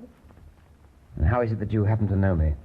As I told you, I saw your picture in the paper when you were married, and I followed the story of the trial, too. Oh, I was so relieved when it was over. Madame, tell me, am I your son? Are you my... Oh, no, my son was a criminal, and he's dead. No, you're not my son. You'd swear to that. Why should you bedevil a poor old woman? I tell you, my son is dead. Go away. Don't come back here again. Madame, was your son, well, was he like me? No, nothing at all like you. Please, leave me alone. Oh, I'm sorry. Oh, even at his worst, though, my son wasn't really bad. Mother would know that. He was just gay and careless. Yes, careless. I remember as a boy how I couldn't get him to keep his shoes tied. He was just careless, not bad. Madame, you're in need. May I help you? No. Oh, please, you must go. Wouldn't you let me? Go, please, go. After the trial, there was gossip. You mustn't be seen here. God keep you, Madame, and your son. Goodbye, Monsieur Talbot. Oh, one thing. Yes? I wouldn't want you to trip and fall. When you get outside, tie your left shoe.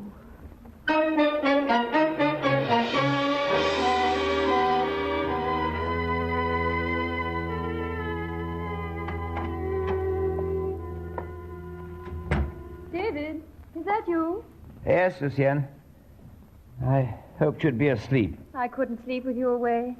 Come and sit on the bed beside me. Poor darling, you're worried about me. Yes, David. And so is Dr. Tessier. He's your friend, you know. And today we had a long talk about you. Yes? Yes. We decided some things about you. Would you like to tell me? Yes, David. Well?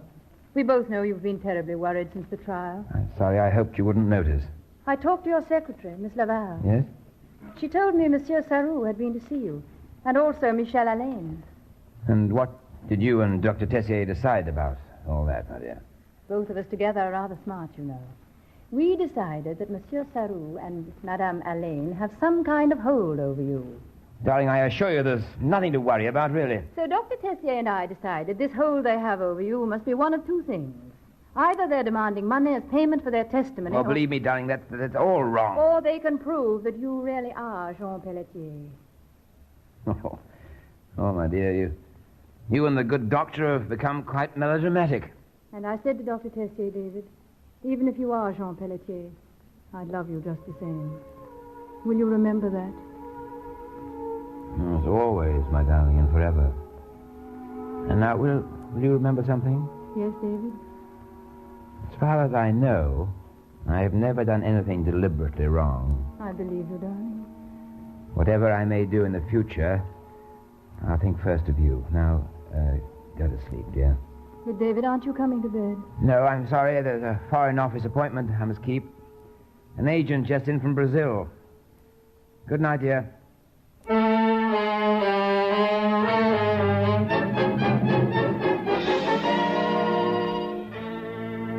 Yes, monsieur, here you are. Everything in order? Everything, monsieur. You take off from Le Bourget at 11:15. You arrive at Istanbul at 12 noon tomorrow. After a 3-hour stop over there, you will continue via Bombay and Calcutta. You have your passport this time? Yes, I just went home to get it. Then, monsieur, a happy landing in Saigon. Sir, may I help you? No, thank you. Sarou? As you see, mademoiselle, I am here to see my friend off to Saigon. Eh, Jean? I should have known you'd have me watched. But of course. Come over here where we can talk. Now, this is better. Well, Sarou? Your time's about up, Jean. In fact, this is your last chance. You're to be at this address tomorrow night at 9 with 1,000,000 francs. That gives you tomorrow to get the money, and where you get it is your own affair. And if I'm not there with the money? If you're not there, on the stroke of 9, the police will arrest you for murder. Go back home now. And tell your wife you decided not to run away after all.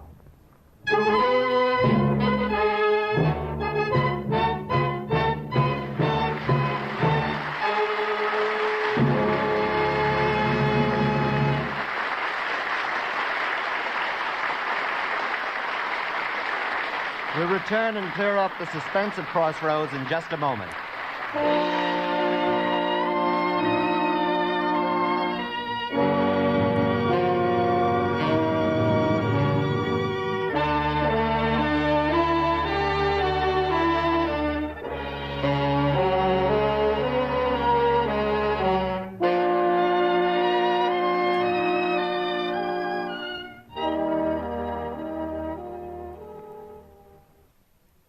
Now, Act 3 of the MGM Theater of the Air, starring Rex Harrison.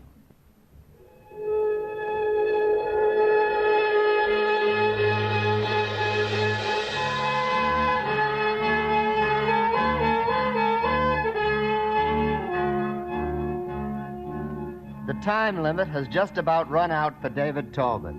He must pay 1 million francs or face a charge of murder. At the moment, we are in the flat of Michelle Elaine, a rather gaudy abode over the Club Sirène. With Michelle is a woman, obviously an actress, for there are still traces of footlight makeup on her face. Yvette, stop that drinking. I deserve a drink. Plenty of drinks after the act I put on. Oh, I tell you, I was superb. You don't think he suspected? Suspected? He knew.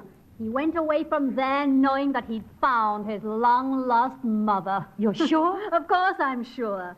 Why don't you have a drink with me and stop that worrying? Oh, if you had any sense, you'd be worried, too. One moment, madame. You forget that you're not a partner in this venture as I am. You're merely hired to do your part. I'm sorry I spoke sharply. I'm worried. I wish I knew when Saru would come. Oh, Saru will be here. And so will Monsieur David Talbot. Oh, what an act. And that business of the shoe. I noticed as he came in that one of his shoes was untied, and I built it into a superb act. That was the final straw. Then he knew I was his mother. Oh, if I'd only stayed on the stage instead of marrying that fool, the Duke. There. You see, we've lost. Nothing of the sort. But it's 9 o'clock and he hasn't come. I'm getting out of here Stay where you are, you fool. I tell you, I'm afraid something's gone wrong. Saru would have told us it... Wait. Saru, what's wrong? Nothing is wrong. There, you cowardly fool. But Talbot hasn't come, and these things must be done quickly to succeed. Oh, you milksop. Michelle is right, Yvette.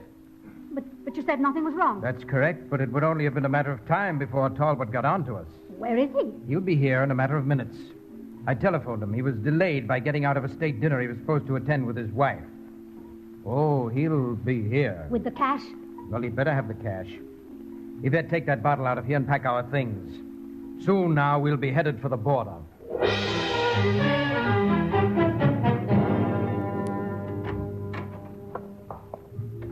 Excuse me, madame. Yes, Francois. About the message I was to take to Madame Duval. You were to tell her that Monsieur Talbot and I cannot come tonight, that Monsieur Talbot is working at the Foreign Ministry with Monsieur Martin. Yes, madame, but... You did tell her? No, madame. But why not? She would have known that Monsieur Talbot was not working at the Ministry with Monsieur Martin. Monsieur Martin was at Madame Duval's. Oh, Francois, something is wrong. Terribly wrong. I have known, madame, for some time. Tonight, when Monsieur Talbot was combing his hair, for instance, he stopped and looked at himself in the mirror for what seemed like hours, simply standing there staring. I thought I'd scream. Madame, is there any way I can help? I don't know. I have no address for Saru. I wouldn't know where to find him. Michelle Elaine. Michelle Elaine sings at the Club Sirène. Yes, madame. Get the car, Francois. We'll go to the Club Sirène and watch and hope.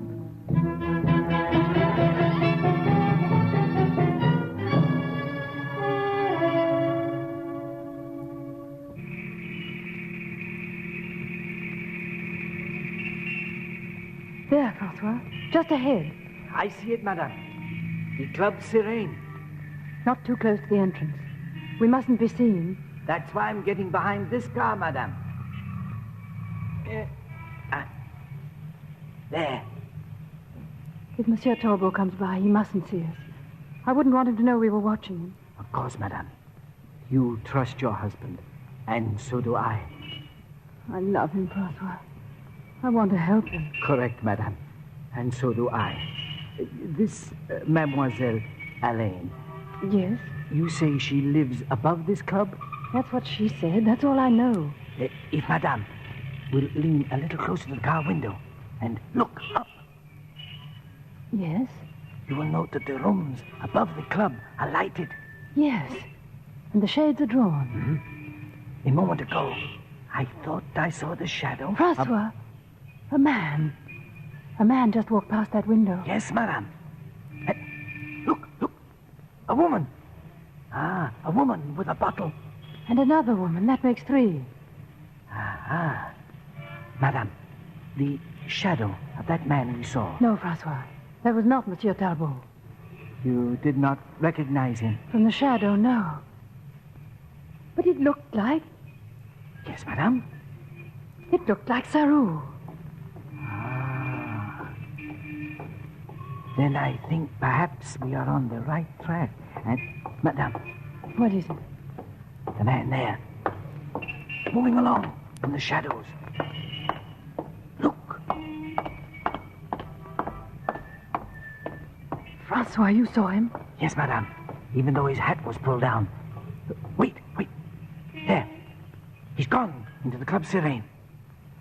Oh, David. I wish I knew what to do.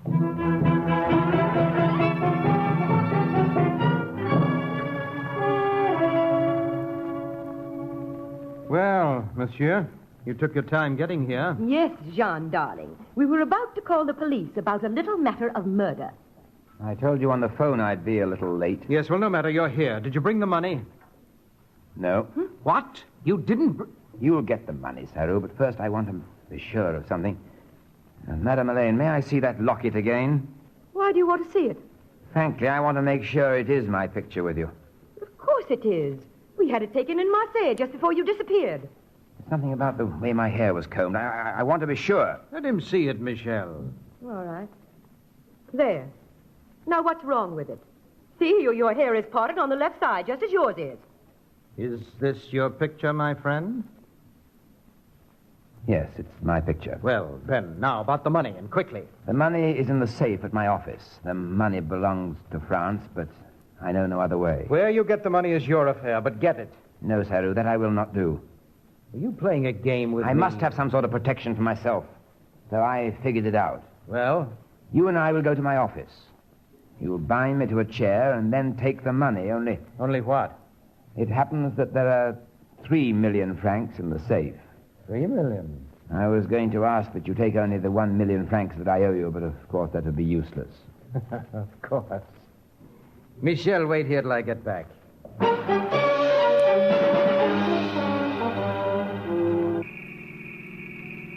Francois, Sarou's car is stopping in front of the Foreign Ministry. Yes, madame. I see. Don't get too close. They mustn't see us. Very well, madame. Uh-huh. I'll park here. They're getting out of the car. Can you see them? Yes, madame. They're going up the steps of the Foreign Ministry. David's office. The safe with all that money in it. What, madame? There's a great sum of money in that safe. Money that belongs to France. Money they're going to steal. Madame? Yes? Oh, I must call the police. No, you mustn't. Francois, you mustn't. Do you hear me? Yes, madame, but if the money belongs to France... No, Francois. Even if the money belongs to France. He's my husband and I love him, even if he's a thief. I know, madame. Also, he has always been kind to me. Promise you will not call the police. I promise, madame. Even if he is a thief. Madame, where are you going? I'm going to his office. Oh, but there may be danger. Allow me to go with you. No, Francois. You wait here with the motor running. But, madame, what are you going to do? I don't know. But when I come out, Monsieur Talbot will be with me.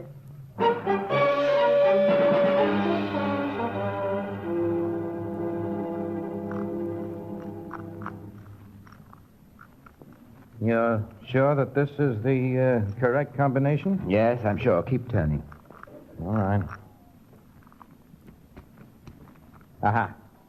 There. Now, if this is a trick... Now open the smaller inner cabinet. Ah, you were not lying. Now... You can use the attaché case in the safe. Ah, yes. Yes, you were right, my friend. There is at least 3 million. There. There. Shall I leave the safe open? Yes, we must make it look authentic. Very well. Wait. Did I hear something? Hear something? Hear what? Well, I don't know. Listen. I thought I heard... Please, Saru. Are you sure you've got me securely tied? Yes, like a trussed goose. Well, my friend, I will now bid you adieu. You have the money? 3 million francs, my friend. Wait. Didn't you hear something in the corridor? No. No, of course not. No? Well, then goodbye, Jean, my dear friend. By this time tomorrow night, I'll be far away. All right, Saru, you're under arrest. A trick, Jean. Quietly, Saru, or we might have to hurt you. Let me in. My husband is in there. You'll suffer for this, my friend. Please, my husband. I'm sorry, Madame Talbot, but your husband is also under arrest.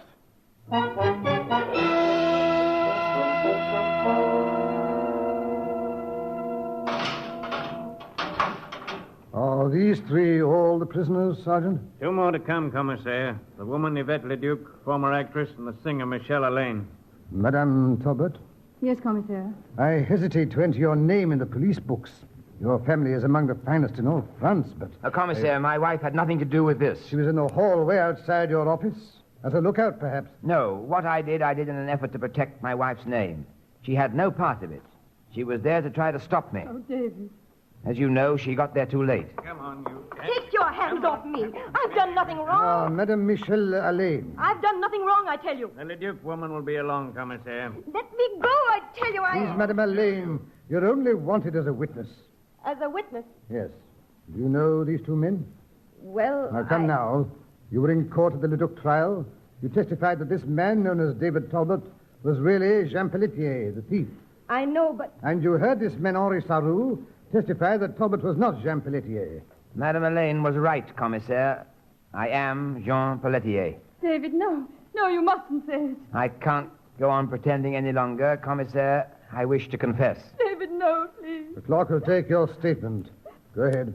I am Jean Pelletier, and on March the 25th, 1927, I participated in the robbery of a bank messenger in Marseille. Get that, clerk. Go on. During the robbery, the bank messenger was killed. You will find his name in the police files. I participated in his murder. Commissaire, no, it's not true. It can't be true. I'm sorry, madame. But I can prove it isn't true. Please listen to me. Very well, but briefly, please. My husband couldn't possibly know about a murder on the morning he said. And why not? Because on that night he was injured in the wreck of the Paris-Marseille Express. Doctors can prove that he knows nothing whatever of anything that happened to him before the wreck. I've heard that said of you, Monsieur Talbot. Do you remember taking part in the robbery and murder? I don't actually remember it, but I was told about it. By whom? By my accomplices. By Monsieur Saru here, who helped me in the robbery and murder. And Madame Allain, who drove me to the railway station after the murder. That's a lie. Madame, you deny it? I never saw that man until the day I testified in court. Michelle, shut up. I won't shut up, Saru. This is murder. It means the guillotine. You fool, let me do the talking. You talked long enough. Oh, yes. The perfect blackmail case, you said. It can't fail. Well, I'm getting out. You fool, you fool. Can't you see that that's... Quiet. Madame, you say that this man known as David Talbot is not the criminal, Jean Pelletier? Of course he's not Jean Pelletier. Oh, David. David, darling. Jean Pelletier was killed in the train wreck, and Leduc and Saru took the papers off his body. They also saw that Monsieur Talbot being wrecked from that train, and they learned that he had amnesia, that he knew nothing of his past. So you waited all these years to get me, eh, Saru? They waited until you were in a position to pay off big. All right, Sergeant. Put Saru and Madame Allain away for trial. All right, you two. Come along. Monsieur Talbot, you are due the sincere thanks of the state for what you have done. For what he's done? David, what did you do? He merely tipped the police to be ready when he and Saru went to his office. That's why we were waiting in the corridor, madame, and had to stop you as you came in. But, David, you were so worried. You were frantic. How did you know? I'd like the answer to that one, too. Thoreau obviously had spent years planning this crime to the last detail. Well, until the last moment, I didn't know whether I actually was Jean Pelletier. In fact, I thought I was. But how did you... Well, this evening, as I was combing my hair, Oh, yes, I saw you staring at I the- realized that Madame Elaine's picture of me was a fake. The picture in her locket. You see, that picture was supposed to have been taken before the wreck, and in it my hair was parted on the left side as it is now. Yes? Well, Dr. Tessier has told me, remember, Lucien, that my hair was parted on the right side at the time of the wreck. He had to change the part to the left because of the scar on the right side of my head. Let me go, you pig. What's the meaning of this? It's the Leduc woman, Commissaire. I'm Madame Pelletier, a harmless old woman. Oh, Monsieur Tolbert, will you tell them they shouldn't disturb a poor old woman in the middle of the night? Mother, I'm afraid you're a dead pigeon. But all I want is my rest, my solitude. You get it, madame. At least 10 years of it. Oh, darling, is it really all over? All over. And there's something to prove it. Oh, David, please. Not here. Remember where we are. Remember? But, darling, how can I have amnesia?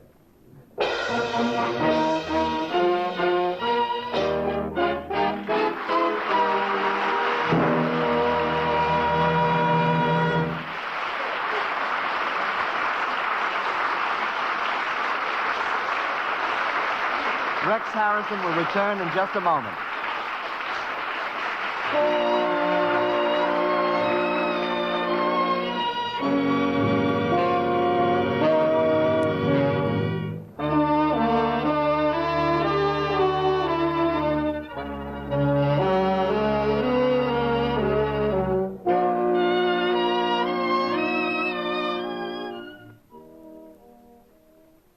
At the end of these programs, Rex, it is a custom for us to have a brief interview with the star. Well, the briefer the better, I should say, Howard. Well, time is the master of all that. May I say that it is an honor and a pleasure to have you on the MGM Theater of the Air? You'll only say what you mean. We're extremely careful. Well, it's a very laudable policy. I hope the listening audience appreciates it. The listening audience is always appreciative because their listening is optional. They can turn us off at will. I think they've probably got around to that already. Well, you've entertained us for an hour, and I think we should let you go, however reluctantly. Thank you, Rex Harrison. Thank you, Howard.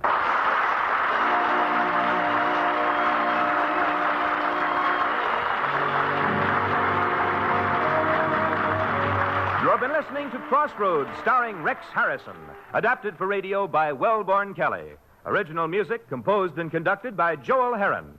The program was directed by Marks B. Loeb and produced by Raymond Katz. The supporting cast included Joan Wetmore and Eric Dressler. Ed Stokes speaking.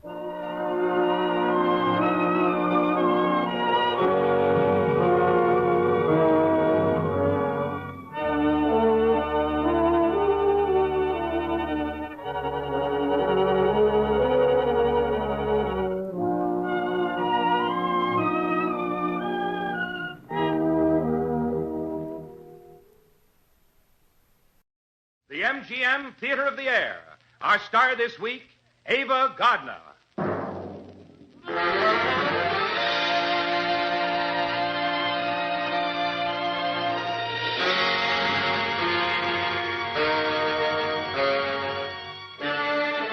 Ladies and gentlemen, your host, Vice President of Metro-Goldwyn-Mayer, and one of America's most celebrated writers of musical shows, Mr. Howard Dietz.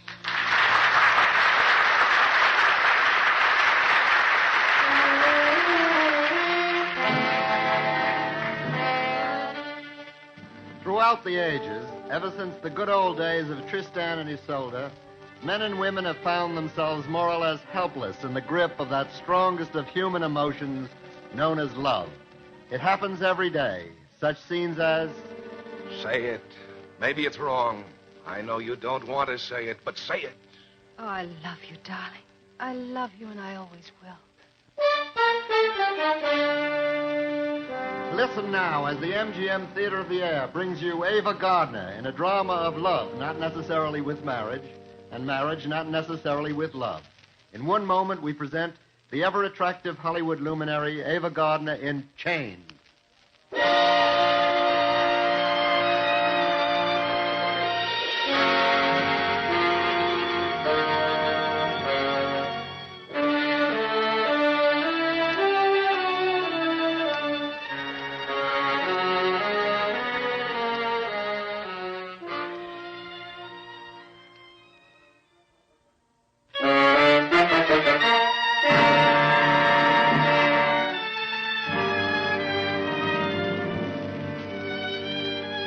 If Diane Lovering had deliberately set out on a manhunt, she couldn't have done better than to select Richard Field as a possible husband.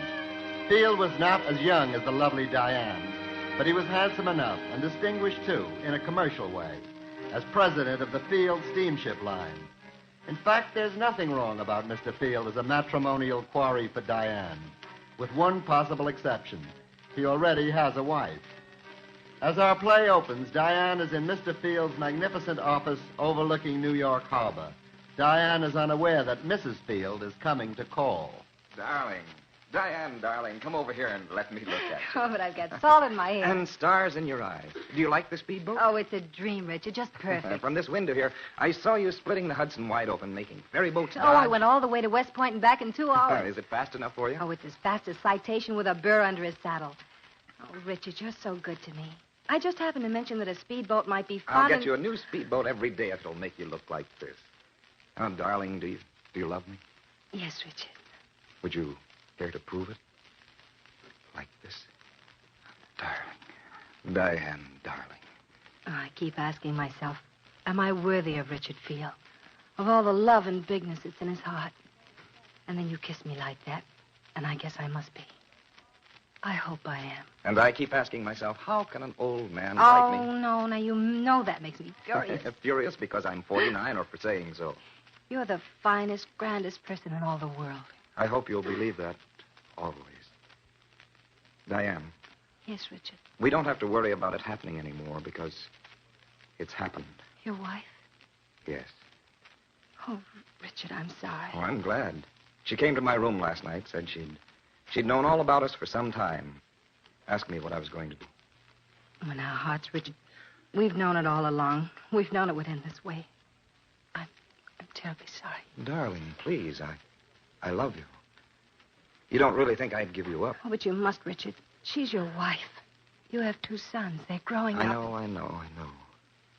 In your heart, you're an honest, honorable person. You've hated all this slipping around, this... Only because I'd be proud to have the whole world know that I love you. You've done so much for me.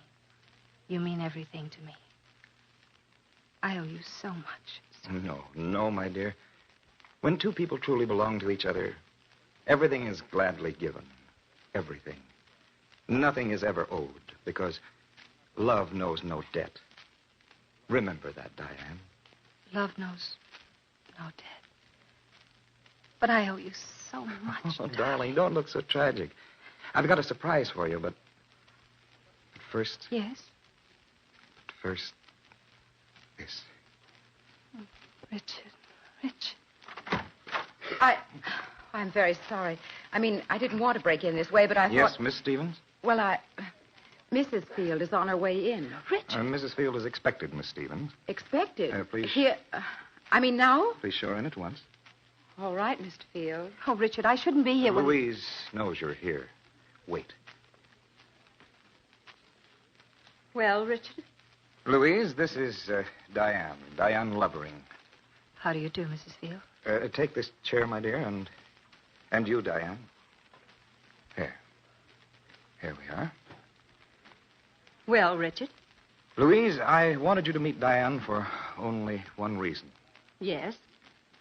I wanted you to know, to see for yourself that I hadn't insulted you by becoming entangled with some...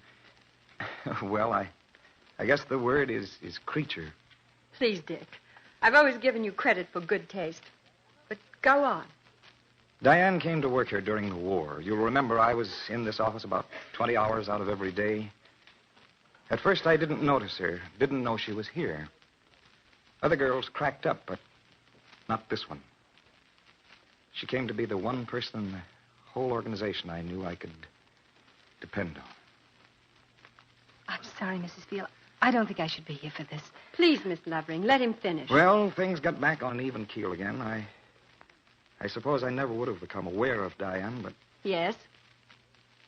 One day I rang for her, and she wasn't there. Then I missed her. Then I knew I was in love with her. Can you understand that, Louise? It's a little clearer. Oh, please, I can't listen to this. Diane, you've got to. Go on, please. Well, I went to the hospital several times, and then one day she was gone, leaving no word. I traced her and found her working somewhere else. When I asked her why, she tried to lie and say we work girls too hard here. But it was in her eyes, even though I could hardly believe it. I could see it, and I made her tell me it was because she loved me, too. I can understand that, Dick. Oh, please, this is all I'm wrong. almost through, Diane. Well, Louise, that's how it happened. She hasn't your protection in the community. But she's kept on loving me. Seeing only me. Waiting on back streets, I believe they call it. Only for me. I do love him, Mrs. Field. At least that's honest. I believe you do. Well, Richard, what have you decided? I'm asking you for a divorce, Louise. Oh, You- I can arrange it quietly, and there's nothing you can't have. Naturally, the children will stay with you, but perhaps you'd let me see them now and then. No, Dick. All right, Louise. At least with you, they couldn't be in better hands. You've proven that. But if you insist on saying no... You misunderstand me, Dick. I'm saying no to everything. But, Louise, can't you see... The children are arriving this afternoon. Will you be home for dinner? Well, Do you wish me to? No. But the boys will be home for their holiday, and they will. Very well, Richard. At 7, then? Good day, Miss Lovering. Good day. Goodbye. Diane. Oh, please, Richard, there's only one thing to do now. No, don't say it. Don't even think it. We can't go on after that. We Darling, can't. I know your thoughts. I'm sorry I had to put you through that. But I thought it was the only honest and honorable way. And it didn't work. No. You're not to say it. I haven't given up. I've just begun. And when you get back... I get back. Oh, my darling. You're too near this thing to think about it, so I want you to forget it for a while. The Argentine castle is sailing tomorrow for Buenos Aires, and I want you to sail aboard her. I'll get you the presidential suite. I want you to relax, meet new people, have a good time, and when you get back... Yes. If Louise hasn't changed her mind, I won't have the right to ask anything of you. Perhaps not the right, Richard. But you're wrong when you said that love knows no debt. Huh? Perhaps I wouldn't feel this way if I'd ever had any people of my own. You're the only person who's ever truly loved me, who's been truly good to me. You're everything I respect and admire. You've given me all the things I've always wanted and knew I'd never have. And when I get back, well, I suppose if you want me to jump through hoops for you, I'll jump.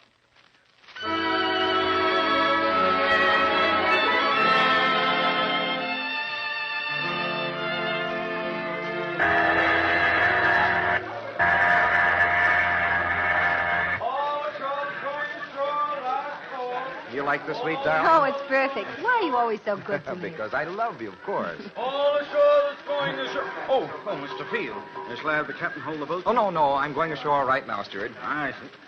But, Richard, we'll miss our farewell cocktail. I know, my dear, but when I have mine ashore at our usual time, I'll be thinking of you. And you? Of course. At 6:30, a sherry flip. And we'll pretend we're having it together. Now, remember what I told you. I'm to relax and have a good time. You're to have fun, be gay. Last call, There, I must go. Goodbye, Richard. Goodbye, my darling. You run along to the bar now. And remember, every evening at 6:30... A sherry flip with you.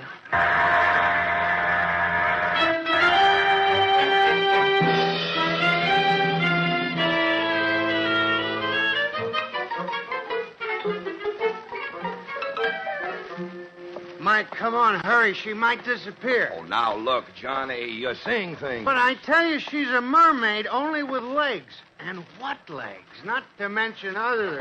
Oh, you're swack to the teeth. I'm not. I'm telling you, I'm sitting there at the bar as we sail, and she comes in and stops up on a hops up on a stool. All right, there you are. You're blotto. I don't know why I humor you. You find a sensational new dame every hour on the hour. Mike, please, this dame is not a dame.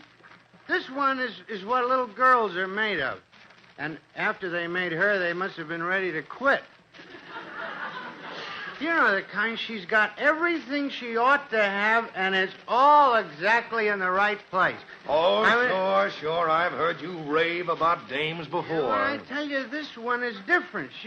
Oh, wait. What? There, outside the bar in that deck chair. Oh?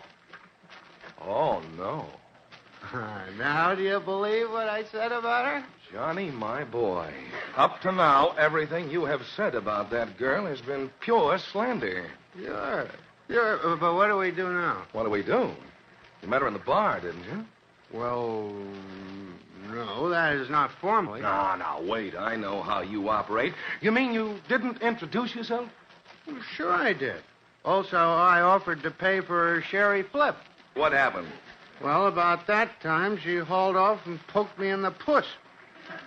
And after I picked myself up, I figured I needed you as reinforcement. Wait a minute, Johnny. Now, let me think. You are a little tight, aren't you? Well, maybe a little. Yeah, just as I thought, exactly. All right, here's what you do. You go right over there and apologize. You think so? She gave me a real deep freeze. Oh, on your way, fellow. And remember, I'll back you up. Okay, Mike. Here goes.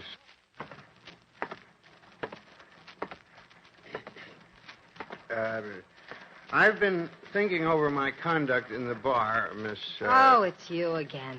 Yeah? Yes, it is. And I felt I ought to apologize. Now, it's true that I'm just a poor rancher. A friend and I own a ranch in the Argentine, but I'm really quite civilized. Will you please go away? And I mean, if you'll give me a chance to prove that I know how to read and write and which fork to use for the fish... Would you let me say something, please? Let you? I'd love it. I don't want to have a cocktail with you. I don't want to have dinner with you, and I don't want to dance with you. Goodbye. Goodbye? But you can't say goodbye until we've done all those things you don't want to do. I mean... Look, I've tried being nice to you in the bar, and it didn't work. So now, please go away. But I just got here. You heard the lady, sir. She said go away. Hey, you're supposed... Oh, I've had my eye on you, all right, and I think this has gone far enough. Why, you snake in the grass, you Judas. Foul language, huh? Well, I'll just take your big hands off me. I'm sorry, miss. Obviously, he is no gentleman. I'm no... Why, you... Steward, Jack Steward. Yes, sir? This fellow here, obviously Blotto, he was annoying this young lady. Annoying Miss Lovering? Oh, dear, Mr. Field. Yes, you take him away, will you? Indeed, I will, sir. Oh, fix you rat. Now, please, a bit before now. Thank you very much. Well, not at all, Miss Lovering. It's just a pity that these kind of things have to happen. I'm glad I could be of some slight assistance. Oh, by the way, an Irish uncle named me Mike, Mike Bradley. Yes. By the way, the chef aboard here is a friend of mine, and I'd like to have him cook you a pompano in the Argentine Thank you manner. again, Mr. Bradley. And now, if you'll excuse me, I'm having dinner in my cabin. Oh, you can't eat alone. It's forbidden. It's forbidden? Well, sure. I mean, aboard a field line ship, you can relax, have fun, be gay. That's what all the field line posters say. I know. I wrote the posters myself. Goodbye, Mr. Bradley. Oh, but please, Miss Lovering, you can't. I mean, I've just met you. Miss Lovering, wait. You left your handbag. Oh, there you are, you double-crossing rat. Johnny, boy, Johnny, she's gone. Yeah, I see she's gone. Oh, but she left her handbag. I'll find her. Before you do anything, you creep, you'll pay me the $20 I just slipped that steward to let me go. I'll give you $100, 200. Oh, what a low trick to play on a pal, your own best friend, your business partner. Now, look, Johnny, I saw it was the only chance I might have to meet her. As soon as I saw her, I was desperate. So you knifed your own pal in the back. I wouldn't have believed it. Now, look, Johnny, all those dames you bring out to the ranch, I don't like it, but I don't kick, do I? Of course not. And when I see the one girl in the whole world that... Well, you see how it is? I mean, sure, I knifed you in the back, but Miss Lovering. Yes, I came back for my handbag, but I couldn't help overhearing. You came back. Sure, pal, I see how it is. But, maybe those posters are right. Maybe I should have fun and be gay. Yes, of course, Miss Lovering, of course. Johnny, go see if our cabin's still there, will you? Do something. I'll go sharpen your knife. You've sort of dulled it in my back. You stay right here, Johnny. Oh, but he really wants to go to see if our cabin's still there. Don't you, Johnny? Sure, pal. Anything for a pal, pal. As you were, Johnny. The only way to have fun and be gay is in a crowd. And in this case, 3 is the right crowd.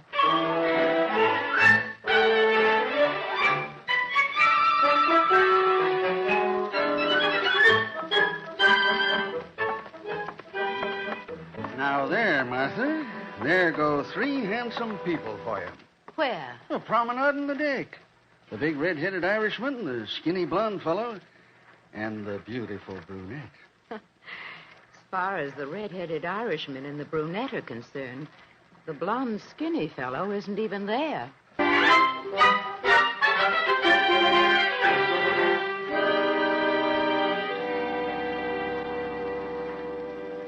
Yeah, lovely moonlight on deck, Martha. Shall we walk up to the bow? Yes, Ashley. Wait. Up there in the bow of the ship. Yeah, Martha? The red-headed Irishman and the brunette. Well, now, they don't own the bow of the ship. Ashley, you old fool. Yeah, Martha? Do you remember the night we were in the bow of the ship, alone? Yes, indeed. Ashley. Yes. Shall we go back and have a hand of canasta?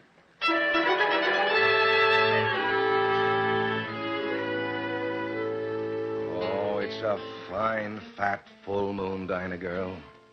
Up to your specifications. Oh, it's perfect, Mike. How did you arrange it? Oh, for our last night out, old Massa Mike's got more. Yes, sir. Up there also is the Southern Cross. Where? I've always heard so much about it. Where? Well, you have to look sharp. Up there to the left, above the Milky Way, those 4 stars.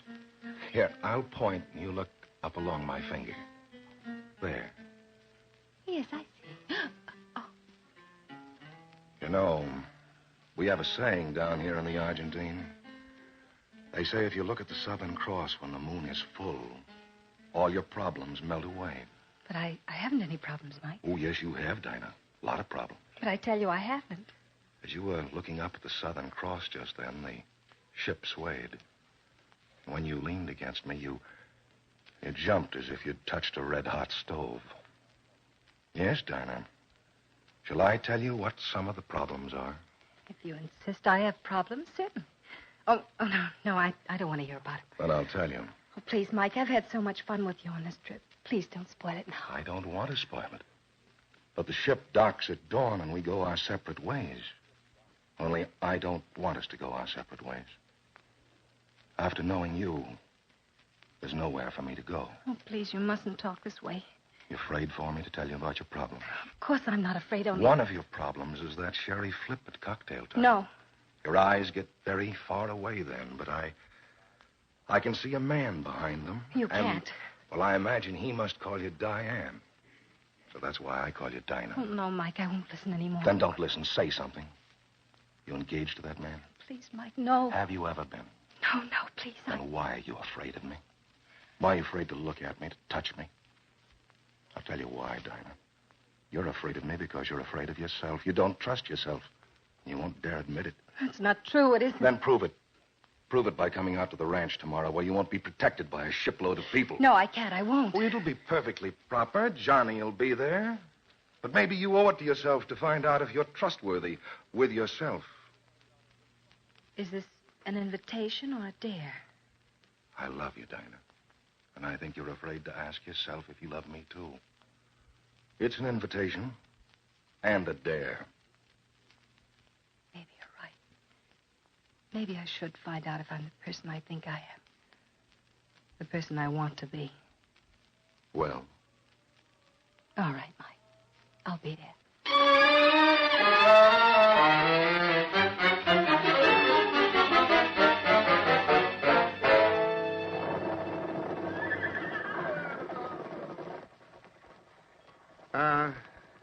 Diane? Yes, Johnny. What's wrong with Mike, Diane? Wrong with him? What's wrong with him in your eyes? Nothing's wrong with him, Johnny. Mike's wonderful. If you believe that, why don't you let him see it in your eyes? Have I tried to hide anything from Mike? Not tried. You're being a terrific success at it. Are you sure of that? Sure, I'm sure. Mike didn't tell me this, but Mike asked you here today for a reason. He wanted you to see how he lives, see him as he really is. He hoped you'd like what you saw. He hoped you'd like it a lot. And? All day you've been as cool and polite as a hostess at a tea party. Maybe I've had to make myself act that way, Johnny. Maybe I came out here to see if I could act that way. Huh? Maybe there's someone else. Someone who's kind and wonderful and good. Someone I couldn't bear to hurt. I see, Diane. Trust your Uncle Johnny to poke his nose into other people's business. No, I like you for saying the things you've said. And look, Johnny, Mike is wonderful. Look at him on that white Arabian. The way he... Oh, Johnny, no! It's all right. The horse just stumbled. Diane. Is he all right? Of course he's all right. Diane, you're white as a sheet. Oh, no, I'm all right. Yeah, you're all right now. But can I give you some advice? Yes, Johnny, what?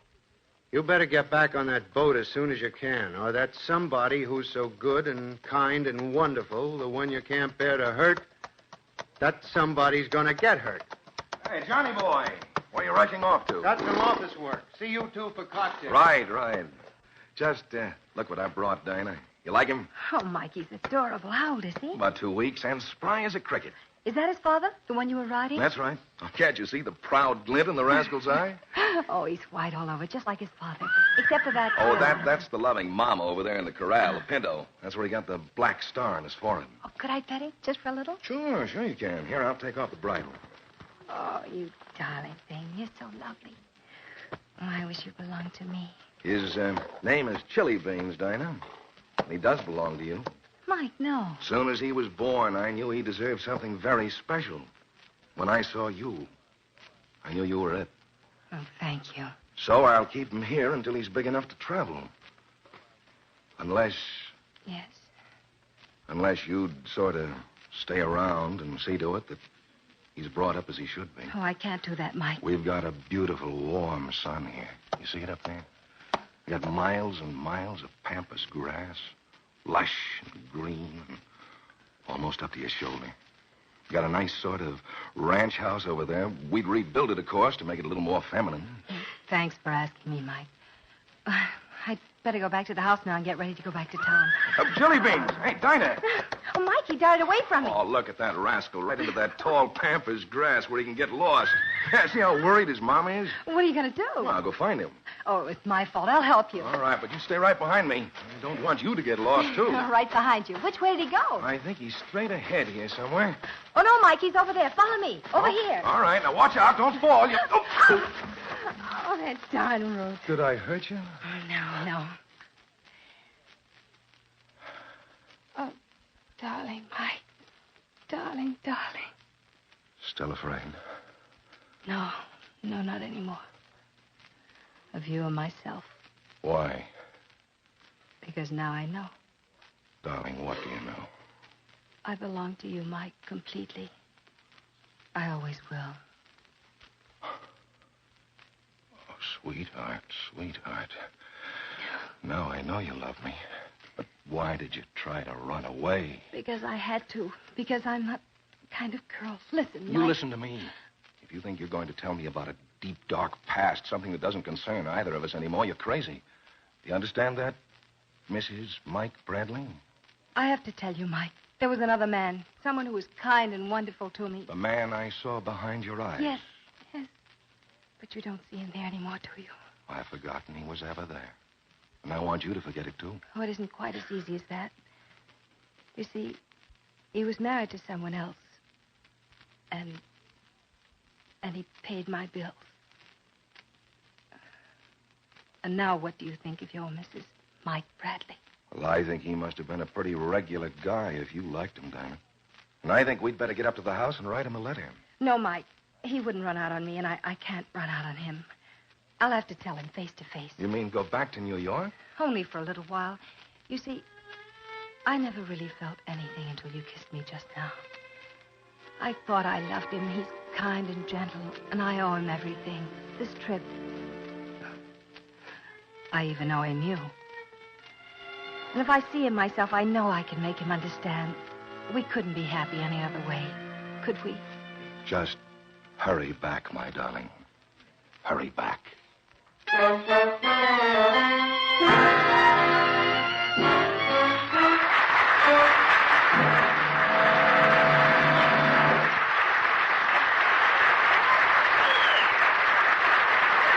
Diane is in for a surprise when she reaches New York, and we'll hear all about it in just a moment.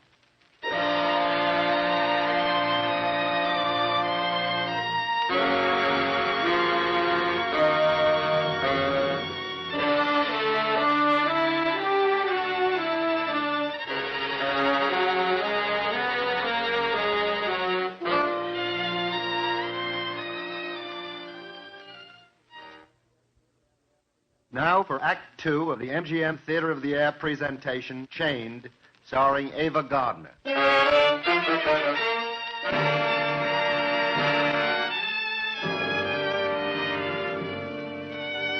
Without waiting for her boat, Diane Lovering has left the man she really loves for a showdown with the man she thought she loved.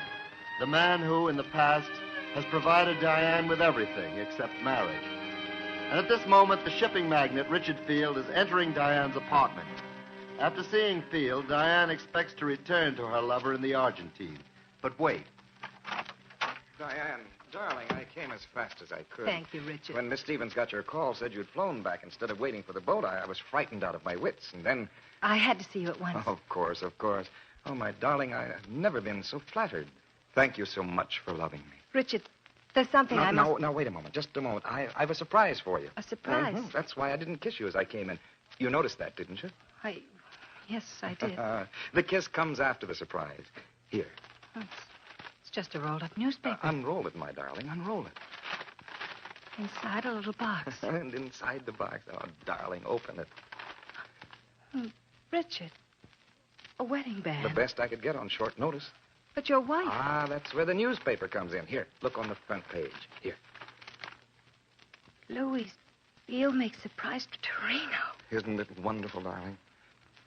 Well, you look as if you don't believe it. Oh, I do believe it. I guess I just hadn't counted on it. I didn't dare hope for it myself.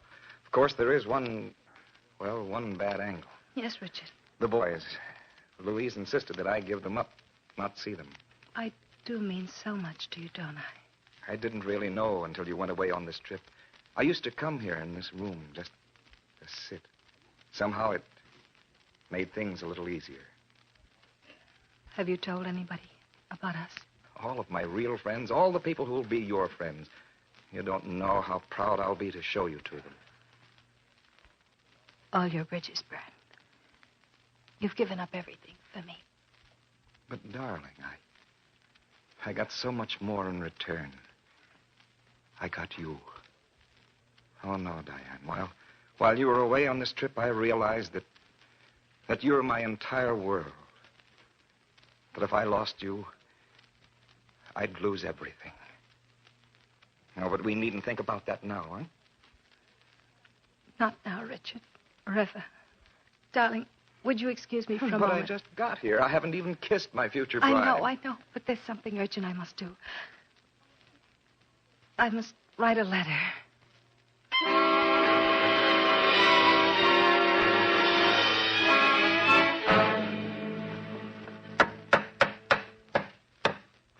Now, careful with that paneling tableau. You know, a lady's boudoir has to be exactly right. Si, I fix, Senor Mac. Well, how goes the new wing on Honeymoon Hall? Johnny boy. Any mail for me? Sure, Mike, sure. Here's a bill for that last carload of feed. Jimenez in Rio wants to buy 3 colts. You've been elected a governor of the Buenos Aires Club. Oh, look, do I have to knock your fat head off? Is there any mail for me, real mail? Oh, that. Yes, I believe I did have a letter here for you. Smelled real pretty, too. That is, if I didn't lose it along the way. Or all right, now, I'm warning you. Here it is, you lovesick loon. Here. Give it to me. Oh, I'll bet she's on her way back. The workmen will have to go on overtime. All right, Johnny. All right, listen to this. Do I have to? Now, just shut up and listen. Dear Mike. Oh, I like the way she writes that, Dear Mike. Just a note to tell you that everything between us was fun while it lasted. But it was only that. Fun. You don't want me to hear this, boy. Shut up and listen. By the time you get this, I will be Mrs. Richard I. Field. Richard will give me all the things I have ever wanted. All the things you could never give me. He means all the world to me. And I'm sure you will understand. Sincerely, Diane. I'm sorry, fella. I wish I could get my hands on that Yes, cheap... and I'm sorry I kept my hands off her while she was here. She threw herself at me, practically dared me. But oh no! Mike Bradley's got high principles and shining ideals. Well, she isn't through with me. Mike, you wouldn't speak to her again, not now. Oh, no? But she's low, she's cheap. Sure, she's low and cheap, but it just so happens that I own her outright. She knows it, and I know it. Oh, she's married this rich guy, all right, but when we see each other again, she'll know that I still own her, and I'll treat her as I should have treated her in the first place. Johnny. Yes, Mike. Does Carlos still want to buy chili beans? You know he does, and he'll pay anything you ask. That colt comes from top racing stock all the way back. All right, call up Carlos and tell him to come get him.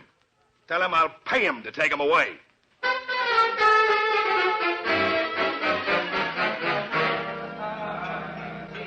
I've heard sensational things about this next act, Dick. I hope you and Diane like it. I'm sure we will, Ned. I'm glad you brought us here. What's the name of the place? I didn't notice as we came in. The Casa Flamenca specializes in South American music. Well, Diane, I believe you were in South America. I'm afraid I don't know one tune from another. Wait. Ladies and gentlemen, the premier guitarist of all the Americas, from Buenos Aires, Tito Monet.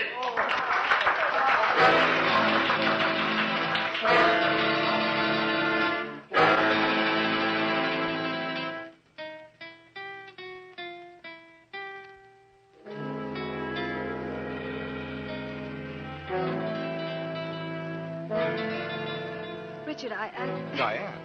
I feel faint, that music. I heard it on the boat. And... Music makes you feel faint. The boat. Oh, please take me home. Oh, of course, darling.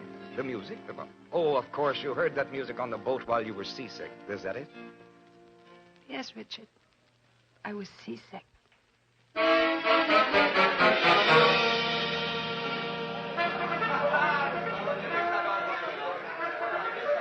Finest horse show the garden's put on in years. You like it, my dear? Yes, Richard. And look particularly over here at this black gelding. Diane, you're not looking at the black gelding. No. No, white Arabian. Oh, do we know the owner?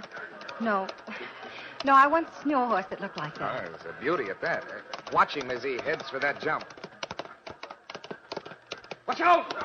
Oh, Richard! Richard, is he hurt? Oh, darling, the horse only stumbled. Oh, yes, Richard. Diane. Oh, darling, I'd better take you home. You're as white as a sheet.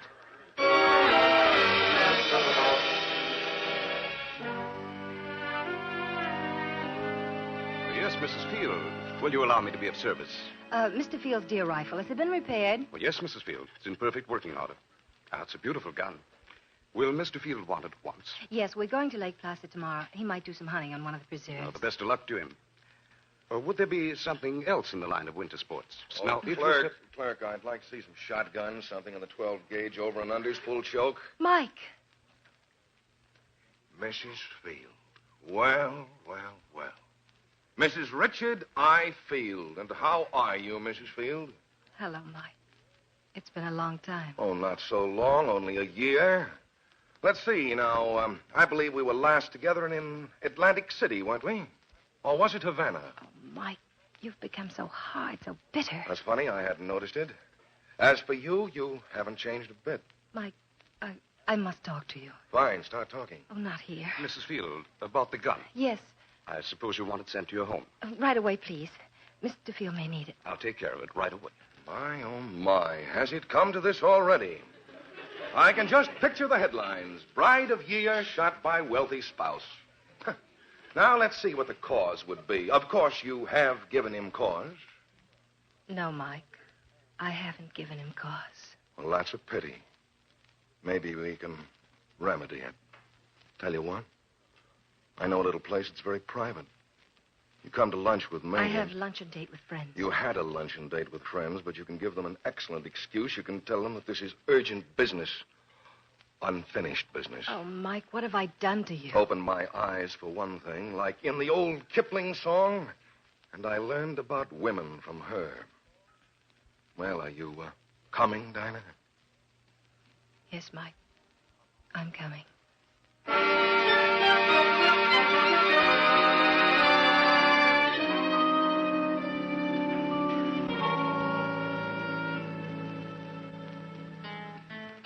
The food was all right, Monsieur Bradley? Oh, it was perfect, Philippe. Perfect. Oh, bon, très bon. Alors, some brandy, yes? Brandy, yes. Oh, but wait. Perhaps the lady would prefer a sherry flip. A sherry flip after dinner? But I do not understand. Nothing for me, Philippe. Thank you. Oh, oui, madame. That will be all, Monsieur Bradley? We seem to have just about everything, Philippe. Oh, tell you what you do. Oui, monsieur? Downstairs and thank that guitarist for playing that tune for us. Oh, and here, take this. Oh, but Monsieur Bradley, you are too generous. You have already paid so very well. I know. But that's for closing the door as you go out. For closing the... Ah, mais oui, avec plaisir. Then, for the beautiful moment, adieu. Well. Here we are again.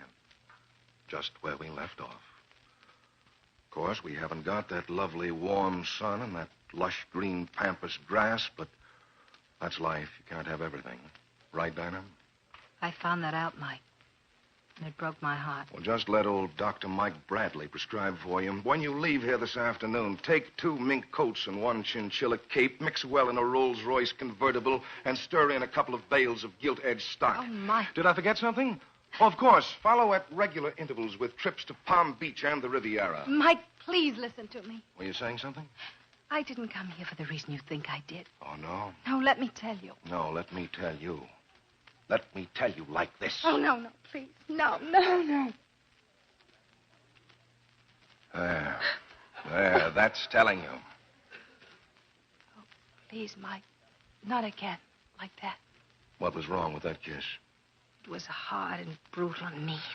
Not like you. Any suggestions for improving my technique? Yes. I'm eager to learn. Look at me, Mike. All right, I'm looking. Start the lesson. Once we were under the lovely, warm sun and the luscious green pampas grass. Mike. Yes. Please kiss me that way. Dinah.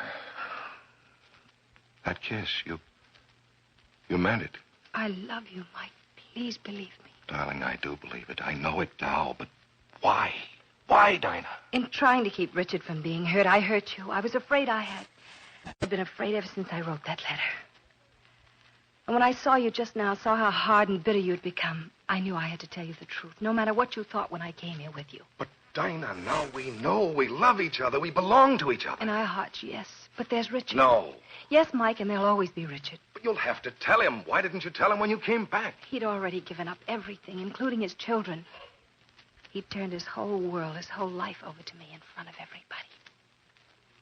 I can't ask him to take it back now. It would disappear, and he'd be alone, with nothing. What about me? Oh, now that you don't hate me anymore, now that you know you love me and I love you, it should make things easier for us to give each other up. No, Dinah. I've got to see you again tomorrow. We're going away tomorrow. Goodbye, Mike, darling. Dinah, do you realize what you're doing? Yes, Mike. I'm keeping you locked in a part of my heart where no one else will ever be. Where only I can talk to you without ever seeing you again. Listen for me in your heart, Mike. Always.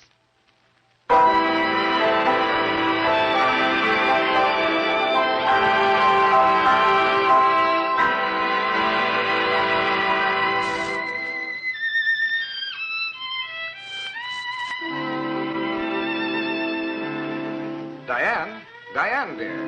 Oh, there you are.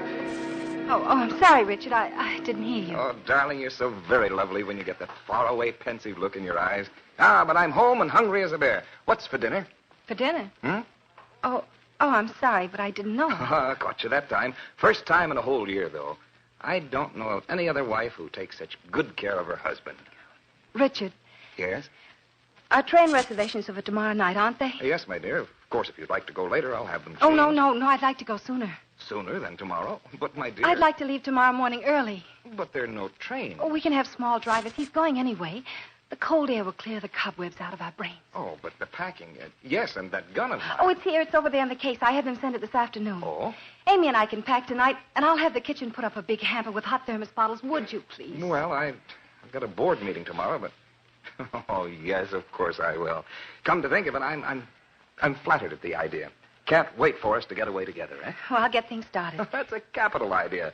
Be just like a picnic, with the two of us running away from everybody and everything. Won't it, darling? Yes, Richard. Running away from everything.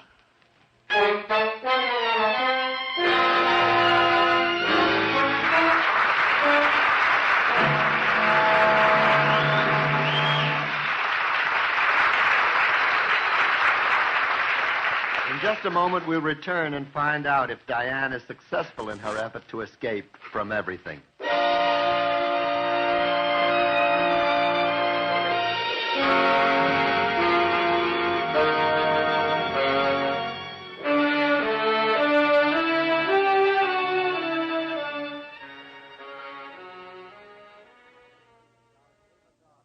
Now for Act 3 of Chained, starring Ava Gardner.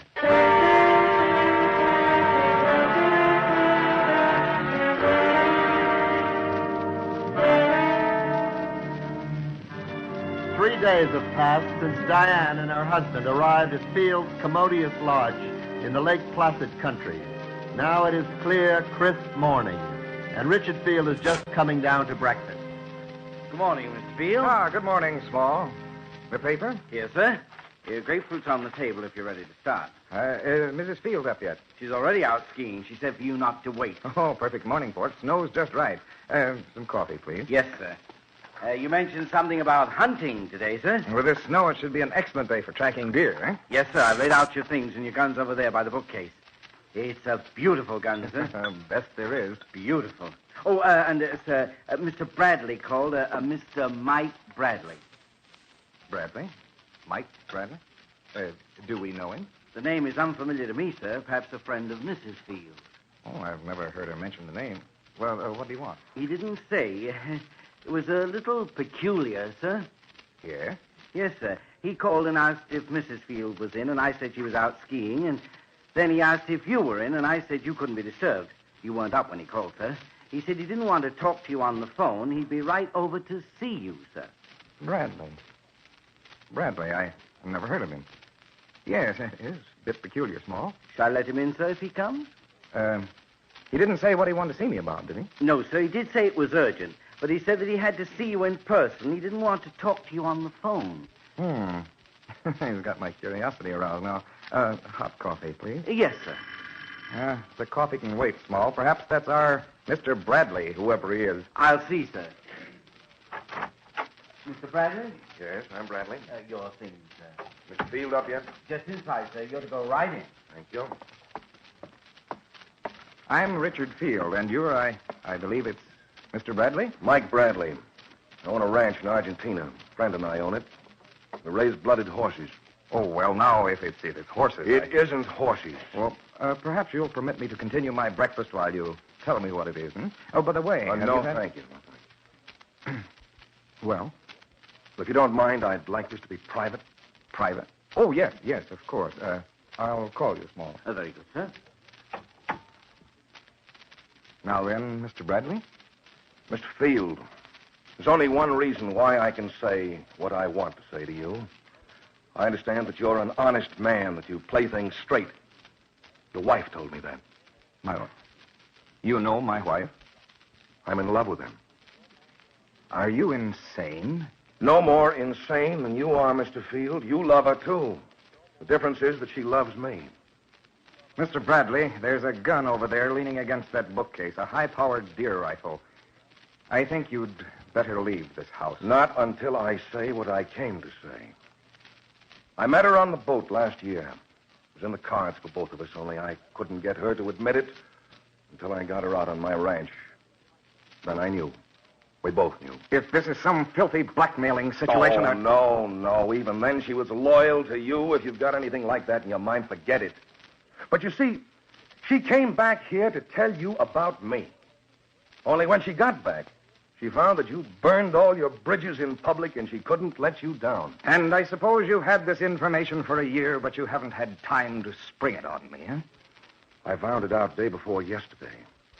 In a room where I'd taken her with the idea of treating her like I thought she wanted to be treated. I warn you, I won't listen to much more of You've this. got to, because I found out I was wrong. Well, I guess that just about settles the matter, doesn't it, Mr. Bradley? No. It can only be settled one way, her way, which she's too unselfish to face, so I'm trying to face it for her. I suppose now you're going to tell me that she asked you up here. Oh, far from it. When I called your office and learned that you'd left earlier than you expected, I simply knew that she was running away from me. You're kidding yourself, Bradley. I'm not kidding myself, Mr. Field. You're in a better position than I am to know that a man can't kid himself about a woman. What do you mean by that? I thought you'd understand. I don't want to use it as a club. What do you mean? You were married once before, and the time came when you couldn't kid yourself, didn't it? I think I've had enough of this. Not yet. You once untangled a snarl like this by facing it squarely and asking the woman you were married to do the same thing. And she came through for you, didn't she? And now, according to the rules that you made yourself, it's your turn to come through for somebody else. And just what do you propose that I do? Give her up. Give her back to herself. Why, you incredible... I know that'd mean a break for me, but there's nothing either you or I can do about it. She belongs to me, and I belong to her. We belong to each other. The only thing that can change that is a miracle, Mr. Field, and you and I don't believe in that kind of miracle. Get out of here. All right, then. Get this. I wanted to do this honestly and honorably, but you won't play it that way, so get this. I'll take her away from you. I've never tried, but I can, and now I will. I'll take her right past all your lawyers, all the courts, the marriage certificates and legal documents ever written. And we'll be more openly and honestly and completely together than all the people you have. I won't answer for my actions. I tell you. Mike. Diane, do you love this man? Oh, I... Well, do you? No, Richard, no. Dinah. He's just had the consummate gall to tell me he could take you away from me if he wanted to. Is that true? No, Richard, he couldn't. Dinah, look at me. You had no right to do this. We love each other, Dinah. I do have the right. I told you this is my husband. He means everything to me, everything. Can't you understand that? Can't you see that you No, Dinah, no, it isn't true, and you know it isn't true. I think she has decided. No, she hasn't. Then I'll decide. Now then, Bradley, listen to me. I'm not afraid of your gun, Mr. Field. You came into this house without being asked. You've invaded my home. You've said lying, slanderous things about my wife, things which she's thrown back in your dirty face. I've asked you to get out. Mr. Field, I'll either go out of here with Dinah, or somebody will have to carry me out. That's perfectly all right with me. And remember, Bradley, I'm perfectly within my legal right. So since you've asked for it... No, Richard, you can't do it. Can't you see it's Mike? Richard, it's Mike. Yes, my dear. I suppose I really knew it was Mike. All the time. But I wanted to make sure. Oh, Small. Small? Yes, Mr. Field? Lay an extra plate, if you please. At once, sir. Oh, Richard. Oh, dear me, you're shivering. Here, your jacket, darling. You probably don't have cold mornings like this in the Argentina, eh, Mr. Bradley? No. No, we don't. Here we are, my dear. You'll be warmer now.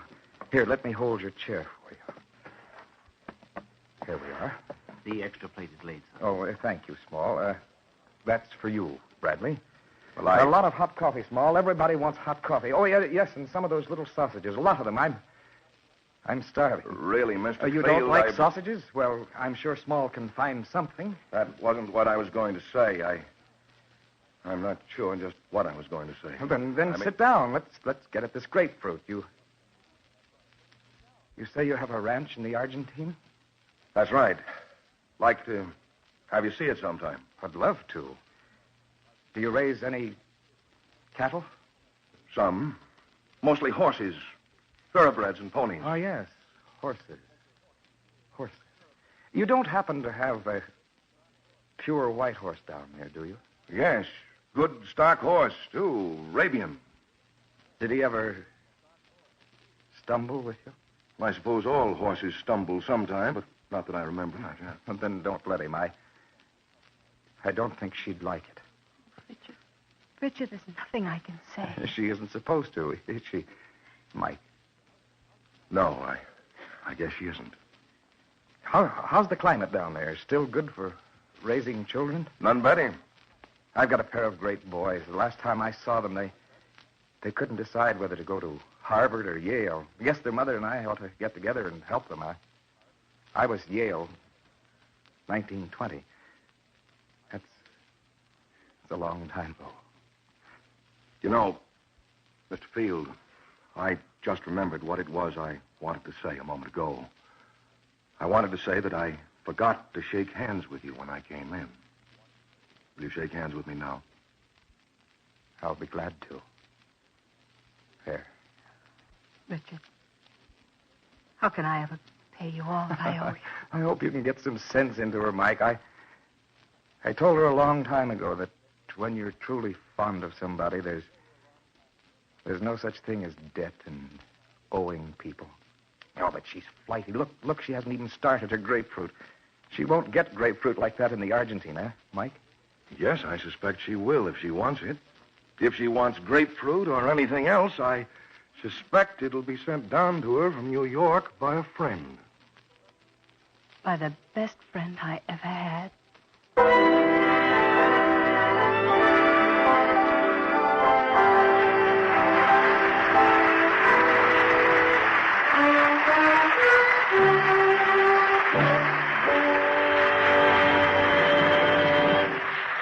Ava Gardner will return in just a moment.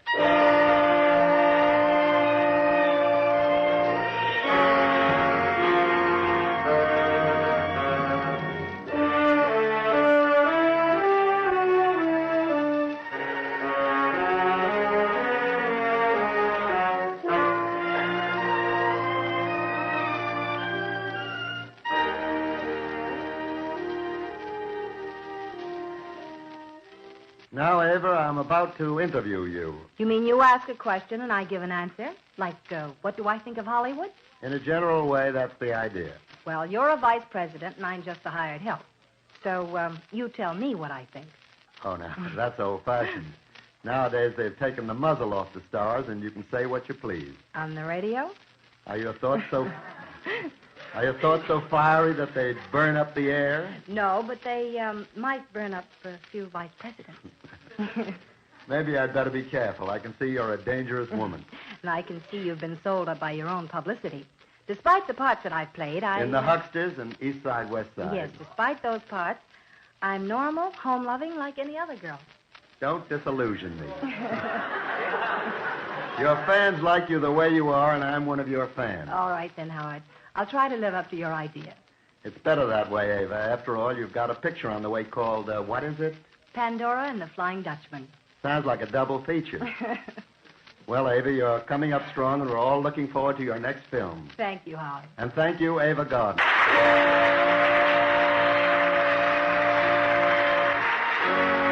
You have been listening to Chains, starring Ava Gardner, adapted for radio by Wellborn Kelly.